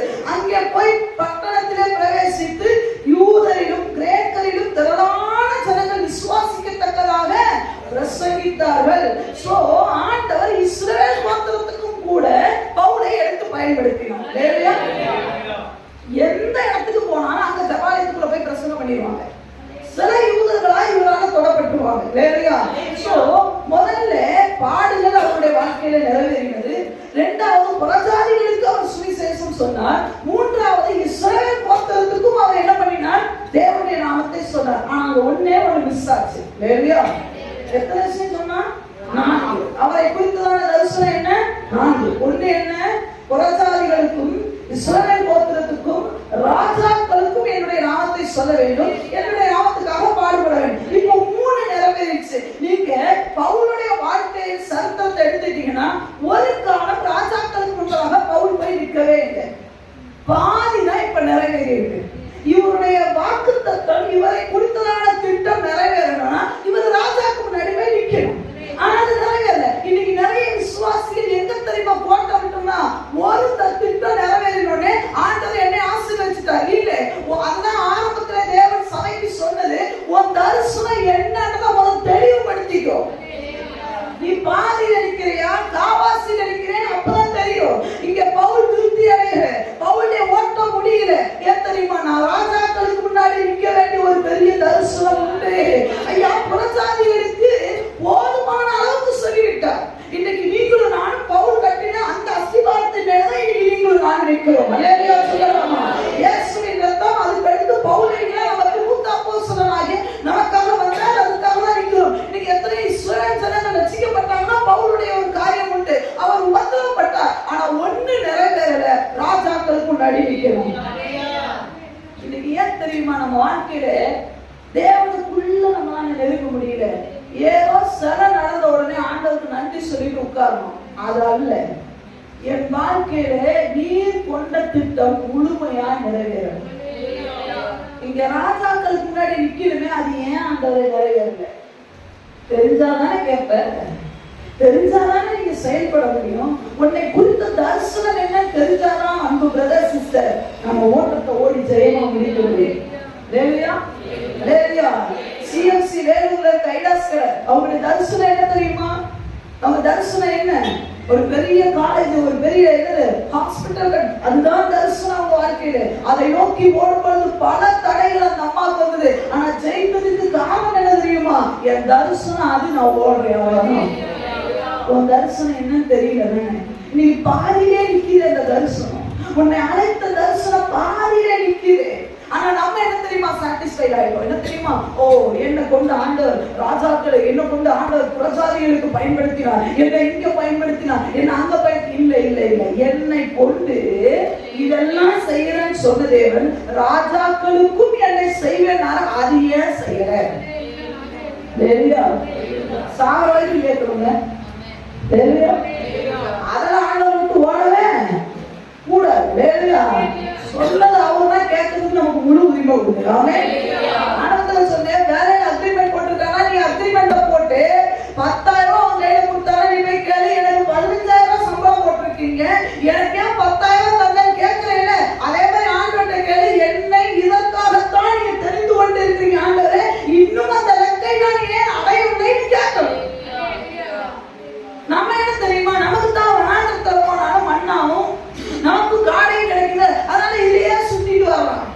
சில நேரம் பின்னாடி போயிடலாம். ஏன்னா அங்க வெள்ள கொண்டு மொபட்டிக்காய் கிடைக்குதுல, அங்கேயே போயிடலாம். இல்ல, என் தரிசனம் காணான் என்று சொன்னால் எனக்கு எரித்தும் எனக்கு திருப்தி ஆகக்கூடாது, வராந்தரும் திருப்தி ஆகக்கூடாது. நான் காணான்தான். மண்ணா கிடைக்கிட்டோம், வாங்கிக்கிறேன். காணானுக்கு போற வழியில என்ன கிடைச்சாலும் வாங்கிக்கிறேன். ஆனா நான் நிக்க மாட்டேன், காணானுக்குள்ள போயிடுறேன். இன்னைக்கு தரிசனம் அடைஞ்சிருச்சா? உங்களுக்கு எதற்காக அழைத்தார்? வாலிப ஊழியத்தை அழைத்தாரா? முழங்கா பட்டு கண்ணீர் வடிக சபையில 100 வாலிபர்களை காண சாவக்கூடாது. சும்மா 10 வச்சுட்டு ஓட்டிட்டு தப்பு அடிச்சு ஓட்ட ஊழியமா இருக்க கூடாது. வாலிபரை குறித்து உனக்கு தரிசனம் இருக்கணும், அழுகணும். நீ முழங்கா படிக்கிட்டு வேற எதுவும் காதல. என் தரிசனம் வாலிபர்கள் என்று சொன்னார். இந்த திருச்சபையில ஒரு 100 வாலிபர்களை ஏன் நான் எழுப்பணும்? உனக்கு அதுக்கு மேல கேட்கறதுல இருந்த கேள்வி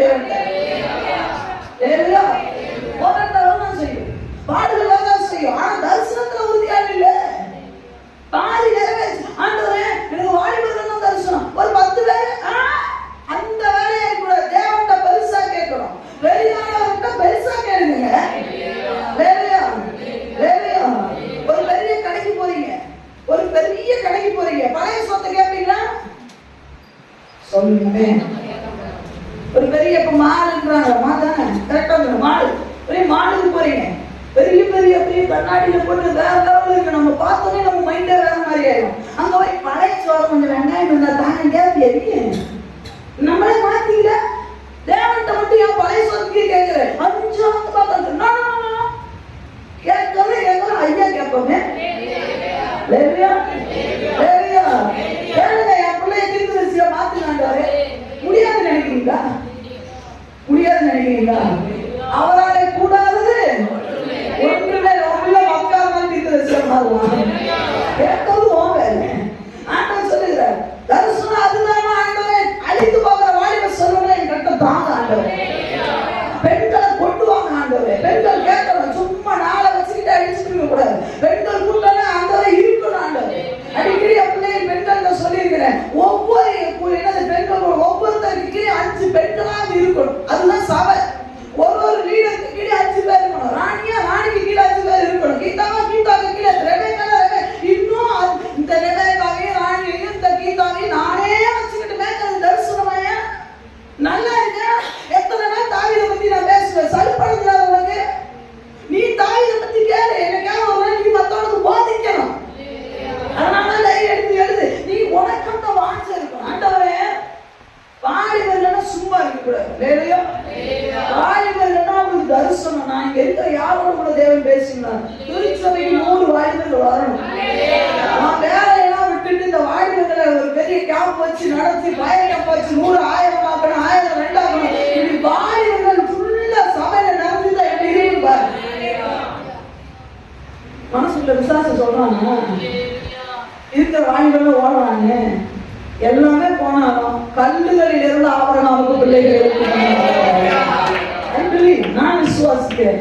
எல்லா வாலிபர்களும் போனாலும் இந்த சபையில வாலிபர்கள் கூட்டம் பெருகதான் செய்யும். போராட்டம் இருக்கு, எனக்கு நல்லா தெரியும். வாலிபர்கள் எழுப்பக்கூடாது, பயங்கரமான போராட்டம் சபைகளுக்குள்ள நடக்கும். ஆனா நான் சோர்ந்து போறது இல்லை. ஏன் தெரியுமா?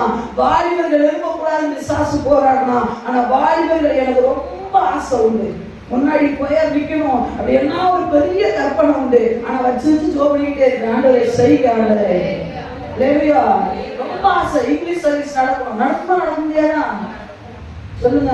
பாக்கி நடக்குமா நடக்காதா? இங்கிலீஷ் வருவாங்க அதெல்லாம் நாட்டு வேற. நடக்கும்னா நடக்கும். ஆமென். ஹல்லேலூயா. எல்லாரும் இங்கிலீஷ் சர்வீஸ்ல வந்து நிக்கல. ஹல்லேலூயா. இங்கிலீஷ் சர்வீஸ் நடக்கும்னா நான் விசுவாசிக்கிறேன் நடக்கும். ஹல்லேலூயா. ஆமா, ஹிந்தி சர்வீஸ் நடக்குமா நடக்கும். ஹல்லேலூயா. அது நீ விசுவாசி. ஹிந்தியை கத்துக்கோ. ஆண்டவரே நான் ஹிந்தி சர்வீஸ்ல நான் நின்னு என்ன பண்ணணும்? அக்காவுக்கு டிரான்ஸ்லேட் பண்ணணும். நான் உயிரோட வரைக்கும் நான் சொல்லுவேன் நீ டிரான்ஸ்லேட் பண்ணணும். அது ஏன் பிடிவா? ஹல்லேலூயா. ஏன் ஆசை? நீ கேளு ஆண்டவர்ட்ட. இங்கிலீஷ் பேசுறது உங்களுக்கு தெரியுதா? நல்ல ஆண்டவர்ட்ட சொல்லு. ஆண்டவரே அக்கா பேசும்போது நான் இங்கிலீஷ்ல டிரான்ஸ்லேட் பண்ணணும். நான் இங்கிலீஷ் ஆனா வந்து உட்கார். நிறைய நம்ம நாட்டுல வந்து சுத்தாயா பாருங்க, சுத்தலாம் இல்லையா? அது நம்ம சர்வீஸ்க்கு வரணும். நம்ம அடுத்த வருஷம் கேட்கல இங்கிலீஷ் சர்வீஸ் இத்தனை மணிக்கு உண்டு போகணும். எத்தனை பேர் வரலாம்? உனக்கு எத்தனை பேர் வரணும் அவசியம் இல்லை. சத்தியம் நடக்கிறது உட்கார். அட்லீஸ்ட் இங்கிலீஷ் கத்துக்கிறவனா வந்து உட்காரட்டும்.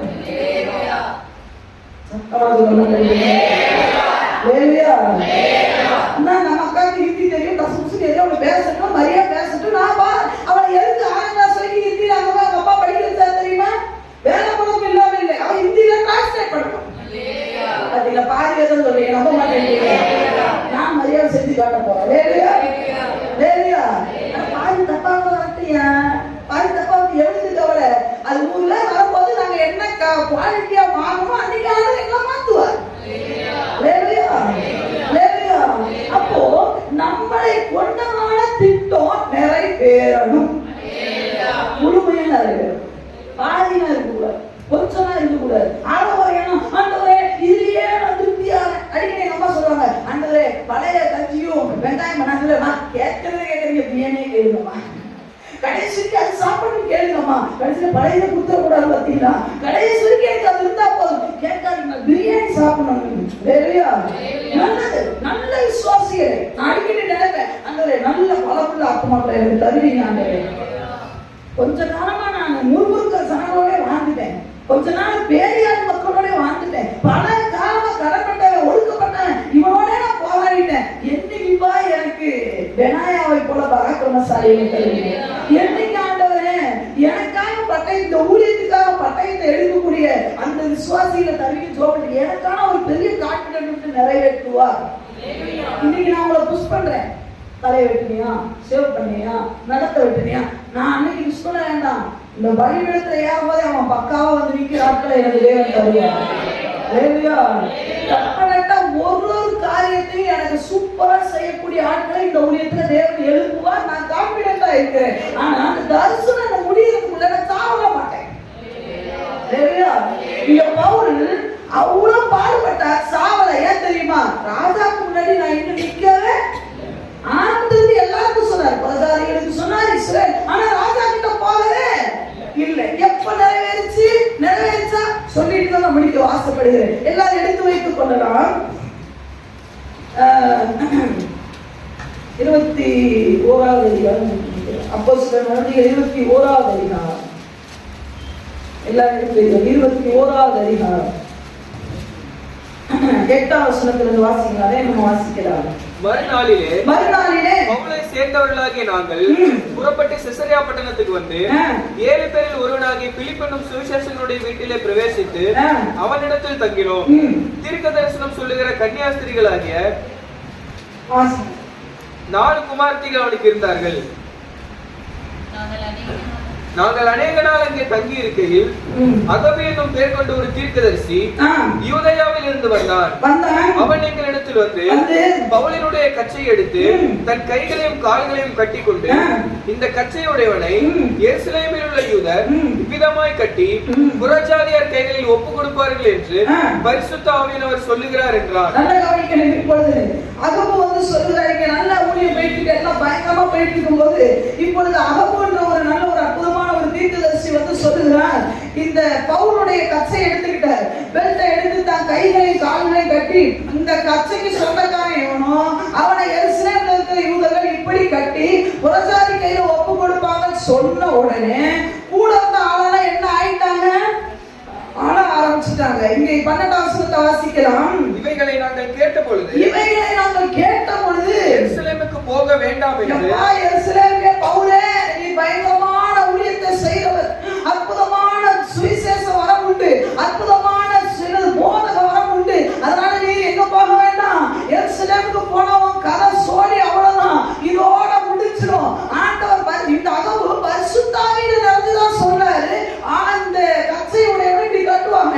இப்ப சொல்றாங்க எருசலேமுக்கு போக வேணாம் பவுல், நீ போலியவங்க கட்டி வச்சிருவாங்க, உங்களை அழிச்சிருவாங்க, இனி திருச்சபையாக நாங்க பார்க்கவே முடியாதுன்னு சொல்லி எவ்வளவோ கெஞ்சிறது மாட்டல, வேண்டிக் கொண்டோம். அவனை என்ன பண்றாங்கன்னா, அவரை வேண்டாம் பவுல், நீங்க போகாதீங்க பவுல், நீங்க அந்த இடத்துக்கு போக கூடாது, எருசலேமுக்கு போனா சோழி முடிஞ்சிருன்னு சொல்லி அவங்க வேண்டிக் கொண்டாலும் பவுல் வேண்டிக் கொண்ட மாத்திரம் இல்ல, 13ஆம் வசனத்திலே அதற்கு பவுல் நீங்கள் அழுது, அப்படின்னா என்ன, ஓன அழுதுட்டாங்க. நல்ல விசுவாசிகள் சில நேரம் விசுவாசிகள் அழுது நம்ம தரிசனத்தை மாத்தி விடுவாங்க, அதனால அழுகுற விசுவாசி நம்ப கூடாது சொல்லுங்க. ஆமா, இங்க பவுல் சொல்லுகிற, நீங்கள் அழுது என் இருதயத்தை ஏன் உடைந்து போக பண்ணுகிறீர்கள் சொல்லிட்டு நான் அதனால போலப்பா, நீங்க தான் அழுகுறனால நான் பாருறேன் வேலையை பார்த்து போயிட்டு பரிசுத்தாவியவன் சொன்னார்னா, ஏன்னா நான் ராஜாவுக்கு முன்னாடி நிக்கிறோம், அந்த தரிசனம் இன்னும் அப்படியே என்ன இருக்கு, டிலே ஆயிட்டே இருக்கு. சோ நீங்க அழுகுறதெல்லாம் ஓகே தான், ஆனா இவன் சொல்லிட்டார், அதோட முடிக்கல, எருசலேமில் நான் கர்த்தராகிய இயேசுவின் நாமம் வந்துச்சா, முதல்ல இயேசுவின் நாமத்தை ராஜாக்களுக்கு சொல்லணும்ன்ற தரிசனம் இருந்ததை இங்க சொல்றார். பவுல் சொல்லுகிறார், எருசலேமில் கர்த்தராகிய இயேசுவின் நாமத்துக்காக கட்டப்படுவதற்கு மாத்திரமல்ல, மரிப்பதற்கும் ஏன்னா தரிசனம் தான், ராஜாக்கு முன்னாடி போய் நிக்கணும்னா நான் எருசலேமுக்கு போகணும், கர்த்தருடைய நாமத்துக்கு போறேன். உடனே இவங்க என்ன தெரியுமா சொல்றாங்க, 14ஆம் வசனத்துல ரொம்ப கெஞ்சி பார்த்தாங்க, ரொம்ப அழுது பார்த்தாங்க, ஆர்ப்பாட்டம் பண்ணி பார்த்தாங்க. ஆனா இங்க 14ஆம் வசனத்துல அவன் சம்மதியானபடியினாலே அண்டர்லைன் பண்ணிக்கோங்க, கர்த்தருடைய சித்தம் ஆக கடவுள் என்று நாங்கள் அமர்ந்து விட்டோம். என்னைக்கு நீ கர்த்தருடைய சித்தத்துக்கு ஒப்பு கொடுக்கறையோ அன்னைக்கு வாழ்க்கையில தரிசனம் நிறைவேறும். ஹல்லேலூயா, ஹல்லேலூயா. முழுமையா நிறைவேறணும்னா கர்த்தருடைய சித்தத்துக்கு அப்பட்டமா கேள்வியே கேட்காம உடனே தேவ சித்தம் இது அகவு ஏன் வரணும், ஏன் தேவ வார்த்தை ஒன்ன நோக்கி வரணும், அந்த விசுவாசிய என்னைக்காவது யோசிச்சிருக்காயா, தேவன் சொல்லுகிற வார்த்தை இது, ஏன் அகவு என்னை தேடி வரணும். அந்த தீர்க்கதரிசிகள் பஞ்சமா இருக்காங்க, இங்க போட்டுருக்கு, என்ன போட்டுருக்கு, எங்க இருந்தோம், 8ஆம் வசனத்திலே பவுல் எங்க இருந்தா, மறுநாளிலே பவுலை சேர்ந்தவர்களாகி நாங்கள் புறப்பட்டு சசரியா பட்டணத்துக்கு வந்து 7 பேரில் ஒருவனாகிய பிலிப்பெனும் சுவிசேஷனுடைய வீட்டிலே தங்கினோம். அங்கே யார் இருந்தா, 9ஆம் வசனம், தீர்க்கதரிசனம் சொல்லுகிற கன்னியாஸ்திரிகளாகிய 4 குமார்த்திகள் அங்கே இருந்தாங்க, 4 தீர்க்கதரிசிகள் இருந்தாங்க.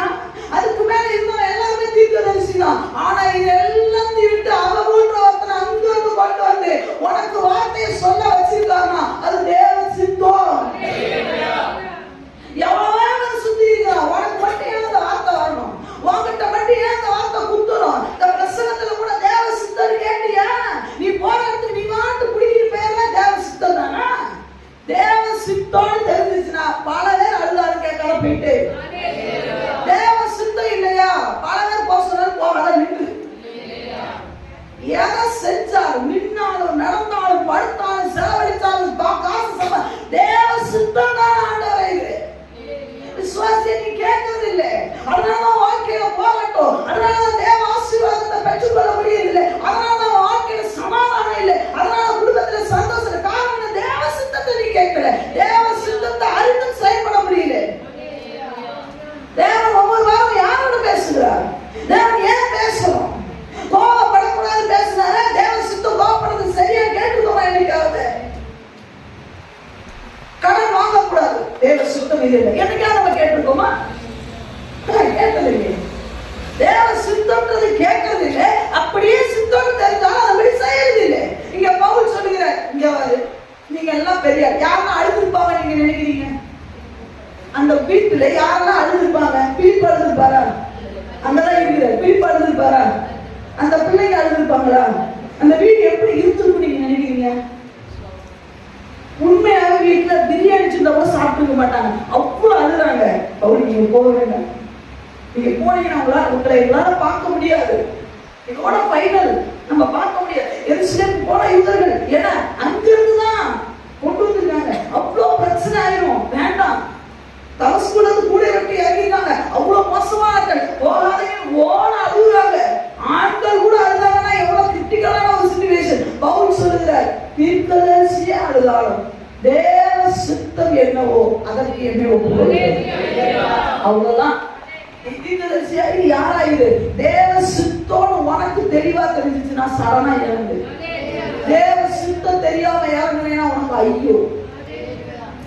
எதுக்குனாலும் போ, எங்கனாலும் போ, எவ்வளவு நாள் நீ செய், ஆனா தேவ சித்தம் தானா.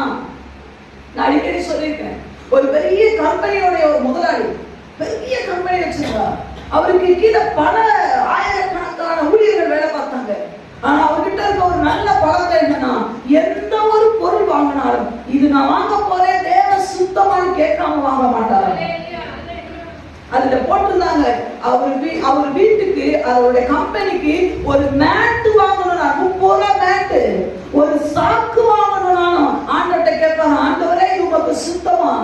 ஒரு 10 நிமிஷம் ஒதுக்குறதுல நீ குறைச்சு போக மாட்டேன். நீ உன் வேலை இருக்கிறதுனால ஓடி எதையும் செய்யாத. தேவ சித்தம் தானா இது நான் செய்யறேன். தேவ சித்தம் இல்லை என்று சொன்னால் நீ அதற்கு உடனே நோ சொல்ல வேண்டும். நீ கற்றுக்கோ. தேவ சித்தத்துக்கு மீறி செய்ய அதுல அளவு இறங்கி வருவா. சில நேரம் அம்மா வந்து இறங்கி சொல்லுவாங்க, எப்பா இது தேவ சித்தம் இல்லப்பா, எனக்கு என்னமோ மனசு வர. உடனே நம்ம சொல்ல, உங்களுக்கு வளர பார்த்தா நீங்க செய்யாதீங்க, எதிர்த்து பேசாத, தேவனுக்கு கீழ்ப்படி. பவுல் தீர்க்கதரிசியா இல்லையா? சொல்லுங்க, பவுல் தீர்க்கதரிசியா இல்லையா? பவுல் அபிஷேகம் பண்றவரா இல்லையா? சொல்லுங்க, எல்லாரும் சொல்லுங்க. பவுல் அபிஷேகம் பண்ணப்பட்டவரா? பவுலுக்கு ஒரு அகவு தேவையே இல்லை. சரிதானா? சரியா தவறா? பவுலுக்கு ஒரு அகவு தேவையே. காரணம் பவுல் தீர்க்கதரிசி, பவுல் அபிஷேகம் பண்ணப்பட்டவர். பவுலை கொண்டு தேவன் பழகுறாங்க. பட் பவுலுக்கே ஒரு அகவு தேவைன்னா, வாடின தம்பி உனக்கு ஒரு அம்மா தேவை. சும்மா உங்களுக்கு சாட்டிஸ்ஃபை இல்லைன்னா விட்டுருங்க, நான் போறேன்னா எடுத்து தப்பா போய் மாட்டிட்டு கிடந்தா ஒரு வயலுக்கு ஆஸ்பத்திரிக்கு வர மாட்டேன். நீ கிடந்த இடத்துல கிடந்த அம்மா கூட விட மாட்டேன். தேவன் வர மாட்டார். நீ கடைசியில விழுந்து கிடப்ப, கடைசியில நீ கிடப்ப, ஒண்ணுமில்லாம கிடக்கும்போது யார் வருவா? நீ என்னைக்காவது அகமுக்கு மரியாதை கொடுத்திருக்கிறியா? அகம சும்மா வந்து சொல்றானா? அகமுக்கு உள்ளத்துல ஏறது யார்? அப்பேற்பட்ட பவுலுக்கே ஒரு அகமுன்னா உனக்கு அபிஷேகம் ஒரு மண்ணாங்கட்டியும் இல்லை. உனக்கு ஊழியக்கார தேவன் எழுப்பி வேண்டாம்னு சொன்னா அமைதியா உட்கார்ந்தோம். நான் அப்படியே புடிக்கிட்டு போயிருது, நான் அப்படி வச்சுறேன், நான் அப்படி தேவ சித்தம் யாராவது சொல்ற உட்கார்ந்து ஒரு நிமிஷமா யோசிய. அந்த மண்டல எல்லாம் வரட்டுமே, ஏறட்டுமே கொஞ்சமே. இவர்கிட்ட பேசுறது தேவ சித்தம் கட் பண்ணு. இது ஒரு பெரிய மலையை பிடிக்கிற ஒரு பெரிய விஷயம் இல்லை. இவங்கிட்ட பேசணும் விட்டு கட் பண்ணி விட்டு ஆவிக்குரிய ஜீவியத்தையே அது அழிக்குதுப்பா. அது அழிக்குது. வீட்டுக்குள்ள அந்த ஒரு பூச்சி ஒன்று சொல்லுவாங்கல்ல, அது நசுக்குனா பெருசா நிறைய பரவும் பேர் ஒன்று சொல்லுவாங்க, மூட்டை பூச்சி. மூட்டை பூச்சி ஒண்ணுதான். நீ வீட்டுக்குள்ள விட்டுருவியா? ஒரு காலத்துல மூட்டை பூச்சி பயந்தாலும் அது வந்துச்சுன்னா கட்டுலுக்குள்ள சந்துக்குள்ள பத்துக்குள்ள எல்லாம் போயிடும். பார்த்துருக்கீங்களா? கேட்டுப்பட்டிருக்கீங்களா? இல்லைன்னா ஒரு 4 மூட்டை பூச்சி வாங்கி வீட்டுக்குள்ள விடணும். எப்படி இருக்குன்னு பாருங்க. இந்த மாதிரி மூட்டை பூச்சி உன் பக்கத்துல வரும். அம்மா சொல்லுவா அவனோட சேராதுன்னு, நீ சொல்லுவ நான் மேனேஜ் பண்ணிக்கிறேன். முடியாது. அந்த ஒரு மூட்டை பூச்சி பாலை குட்டிய போட்டுருவான் வீட்டுல. உனக்குள்ள பாலாதான் விதைச்சிட்டு போயிடுவான். வேணாம் அகவு சொன்னா மூடிட்டு இருக்க வேண்டியதானே. நான் பெரிய தீர்க்கதரிசி, எனக்கு பெரிய நாலேஜ் உண்டு. யாரு இல்லைன்னு சொன்னா உனக்கு நாலேஜ் உண்டு, உனக்கு கீர்த்தி. எப்ப நீ பெரிய நாலேஜ் உள்ள வந்தாப்பா. ஆனா அகவுன்னு வந்த உனக்கு ஏன் வந்தா? உன் அம்மா 12 மணிக்கு இருந்துச்சுன்னா உனக்கா ஜோம் பண்ணணும். என்னைக்காவது கூறு கட்ட குப்படையை யோசிச்சிருப்பியா? உங்க ஜோம் பண்றாரு, உங்க அப்பா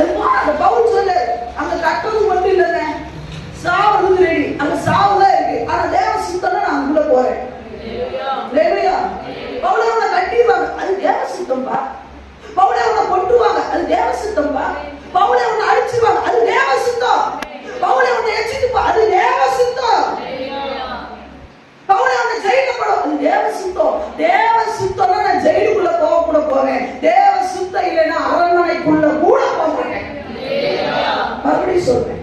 தேவ சித்தம்னா ஜெயிலுக்குள்ள கூட போ, தேவ சித்தம் இல்லைன்னா அரண்மனைக்கு கூட போகாத. ஆப்பர்ச்சுனிட்டி வரும்பா தம்பி, அரண்மனை ஆப்பர்ச்சுனிட்டி வரும், தேவ சித்தம் இல்ல. ஐயா போத்திபார் மனைவி உனக்கு கிடையாது, தேவ சித்தம் இல்ல. உனக்கு யார் தெரியுமா? யோசேப்புக்கு ஒரு ஆஸ்தாத்து தான் இருக்கிறா. ஆமென். ஹalleluya. சரி அங்க வெயிட் பண்ணிட்டு இருக்காங்க. உனக்கு பண்ண தேவன் நெக்ஸ்ட் பெஸ்ட் ஆச்சு, அங்க மூவ் ஆவே நீ. ஐயா போத்திபார் வீட்டுக்குள்ள இருக்கிறத விட தேவ சித்தம்னா ஜெயில இருக்கணும். ஓ கேட்டு போன யோசேப்பு எங்க நீ ஒருத்த காலம் போத்திபார் அரண்மனை தான் இப்ப நீங்க வெக்கமா இல்ல உனக்கு தேவ சித்தம் எனக்கு கேட்டுக்கிறியா? பவுல் சொல்ல தேவருக்கு பாக்குறாங்க, அழுதாங்க. அவர் சொல்ல எப்பா பரிசுத்தாவியான்னு சொன்னா நான் போறதா போவேன் அவ்வளவுதான் அப்படின்னு இவங்க என்ன சொல்றாங்க? தேவ சித்தம் நடக்கட்டும். நடந்தது என்ன தெரியுமா? நீங்க வேதத்துல வாசிச்சு பார்த்தீங்கன்னா அப்போஸ்தலர் 23:24 எழுதிக்கோங்க, வேகமா எழுதிக்கோங்க. அப்போஸ்தலர் 23:24 ஃபேலிக்ஸ் என்ற ஒரு அதிபதி இடத்திலே போனார். அப்போஸ்தலர் 25:1 பெஸ்து என்ற ராஜாவுக்கு முன்னாடி நின்றார். அப்போஸ்தலர் 25:13 அகிரிப்பா ராஜாவுக்கு முன்னாடி நின்றார். அப்போஸ்தலர் 25:10 ராயலுக்கு முன்னாடி நிற்கிறதுக்கு அவர் ஏற்பாடு பண்ணினார். 4 ராஜாக்கள். அப்போஸ்தலர் 23:24 ஃபேலிக்ஸ். யாராவது எடுத்தவங்க ஒரு வசனத்தை வாசிங்க. அப்போஸ்தலர் 25:13 வாசிக்கலாம். மறுபடியும் நான் நாளை சொல்றேன். அப்போஸ்தலர் 23:24 ஃபேலிக்ஸ், அப்போஸ்தலர் 25:1 பெஸ்து, அப்போஸ்தலர் 27:13 அகிரிப்பா, அப்போஸ்தலர் 25:10 ராயலுக்கு முன்பதாக தேவன் பவுலை கொண்டு தேவனுடைய நாமத்தை சொல்லுவதற்காக நிப்பாட்டினார். 25:13 வாசிக்கலாம். சில நாள் சென்ற பின்பு அகிரிப்பா ராஜா பெர்னிக்கேயாலும் பெஸ்துவை கண்டுகொள்ளும்படி செசரியாவுக்கு வந்தார்கள். நல்ல கவனிக்கணும். அந்த இடத்துல அகிரிப்பா ராஜா நான் பவுலை பார்க்க வேண்டும் என்று சொன்னார். பவுல் அந்த இடத்துல கைதியா நிற்கும் பொழுது இந்த அகிரிப்பா ராஜாவுக்கு தேவ நீதியை பற்றி சொன்னார், இச்சையடக்கத்தை பற்றி சொன்னார், இயேசுடைய வருகையை பற்றி சொன்னார், இயேசுடைய மரிக்கிறதை பற்றி சொன்னார். ராஜாவுக்கு முன்னாடி தேவன் நிறுத்தி விட்டார் பவுலுடைய ஓட்டம். அதுக்கப்புறம் பவுல் சொல்லுகிறார் தீமத்தை பார்த்து, ஓட்டத்தை ஓடினேன், ஜெயத்துடன் முடித்தேன், இது முதல் நீதி கிரீடம். எப்ப தெரியுமா? ராஜாவுக்கு முன்னாடி நின்றதுக்கு அப்புறம் தான் ஓட்டத்தை முடித்தார். நீ தேவ சித்தத்தை செய்து முடித்ததுக்கு அப்புறம் தான் ஓட்டத்தை ஜெயத்துடன் முடியும், நீதி கிரீடத்தை பெற்றுக் கொள்ள முடியும்.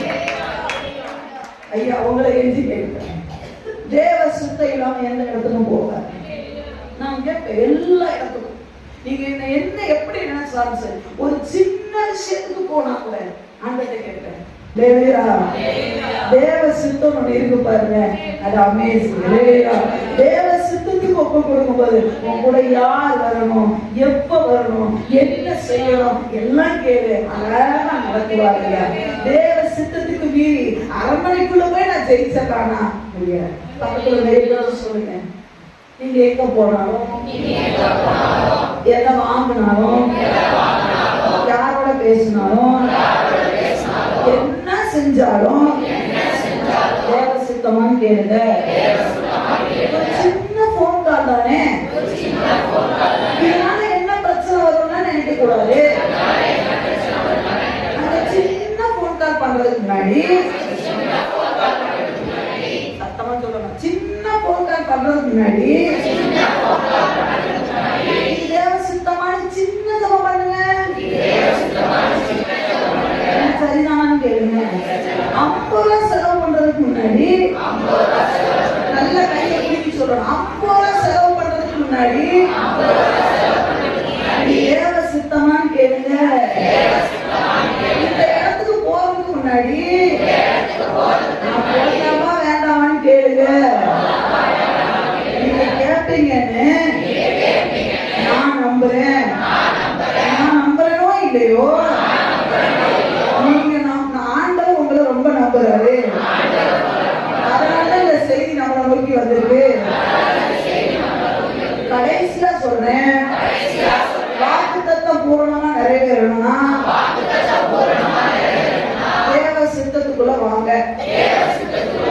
என்ன விளைவிச்சான்னு கேட்கணும். என்ன சொல்றாங்க? விளைவிச்சுன்னு சொன்னாங்களா? அப்பனா பசங்க முடிச்சல விளைவிச்சுன்னா அதுக்கு மேலே ஏற்கக்கூடாது. எல்லாரும் நல்லா படிக்கிட்டு ஆண்டவரே கண்களை மூடி இந்த ஒப்பு கொடுக்கிறேன். எல்லாரும் சொல்லலாமா? ஆண்டவரே எங்களை ஒப்பு கொடுக்கிறேன் ஆண்டவரே. கண்களை மூடி வேகமா ஒப்பு கொடுக்கிற ஜபத்துக்குள்ள வேகமா பண்ணிடணும். ஆண்டவரே எங்களை ஒப்பு கொடுக்கிறோம் ஆண்டவரே. உள்ளத்தின் ஆழத்துல ஆண்டவரே உங்க சித்தம் ஆண்டவரே. அன்பு விசுவாசியை நீ எடுக்கிற காரியம் எல்லாம் தேவ சித்தம் தான் ஆண்டவரே. என்னை ஆண்டவரை ஒப்பு கொடுக்கிறேன், முற்றிலுமாய் ஆண்டவரை என்னை ஒப்பு கொடுக்கிறேன். உங்கள் சத்தம் சித்தம் நீங்கள் நிறைவேறட்டும் என்று சொல்லி உள்ளத்தினாலத்தில் சொல்லலாமா? தேவ சித்தம் நிறைவேற எனையும் ஒப்படைக்கிறேன். தேவ சத்தம் என் உள்ளம் பலமாக தோழிக்குதே. தேவ சித்தம் சொல்லுங்க நிறைவேற எனையும் ஒப்படைக்கிறேன். தேவ சத்தம் என் உள்ளம் பலமாக தோழிக்குதே. முன்னறிந்து அழைத்தவரே முன்னின்று நலமுடன் நடத்துவார். முன்னறிந்து அழைத்தவரே முன்னின்று நலமுடன் நடத்துவார். சகலமும் நன்மைக்கென்றே சாட்சியாய் முடித்திடுவார். சகலமும் நன்மைக்கென்றே சாட்சியாய் முடித்திடுவார். தேவ சித்தம் எல்லாரும் சொல்லலாமா? நிறைவேற எனையும் ஒப்படைக்கிறேன். தேவ சத்தம் என் உள்ளம் பலமாக தோழிக்குதே. முன்னறிந்து அழைத்தவரே முன்னின்று நலமுடன் நடத்துவார். முன்னறிந்து அழைத்தவரே முன்னின்று நலமுடன் நடத்துவார். சகலமும் நன்மைக்கென்றே சாட்சியாய் முடித்திடுவார். என் வாழ்க்கையிலே சகலமும் நன்மைக்கென்றே சாட்சியாய் முடித்திடுவார். சொல்லுங்க, சகலமும் சகலமும் நன்மைக்கென்றே சாட்சியாய் முடித்திடும். விசுவாசத்தோட சொல்லுங்க, சகலம் சகலமும் நன்மைக்கென்றே சாட்சியாய் முடித்திடுவார். கருணை தேவ சித்தம் நிறைவேற எனையும் ஒப்படைக்கிறேன். தேவ சத்தம் என் உள்ளம் பலமாக தோழிக்குதே.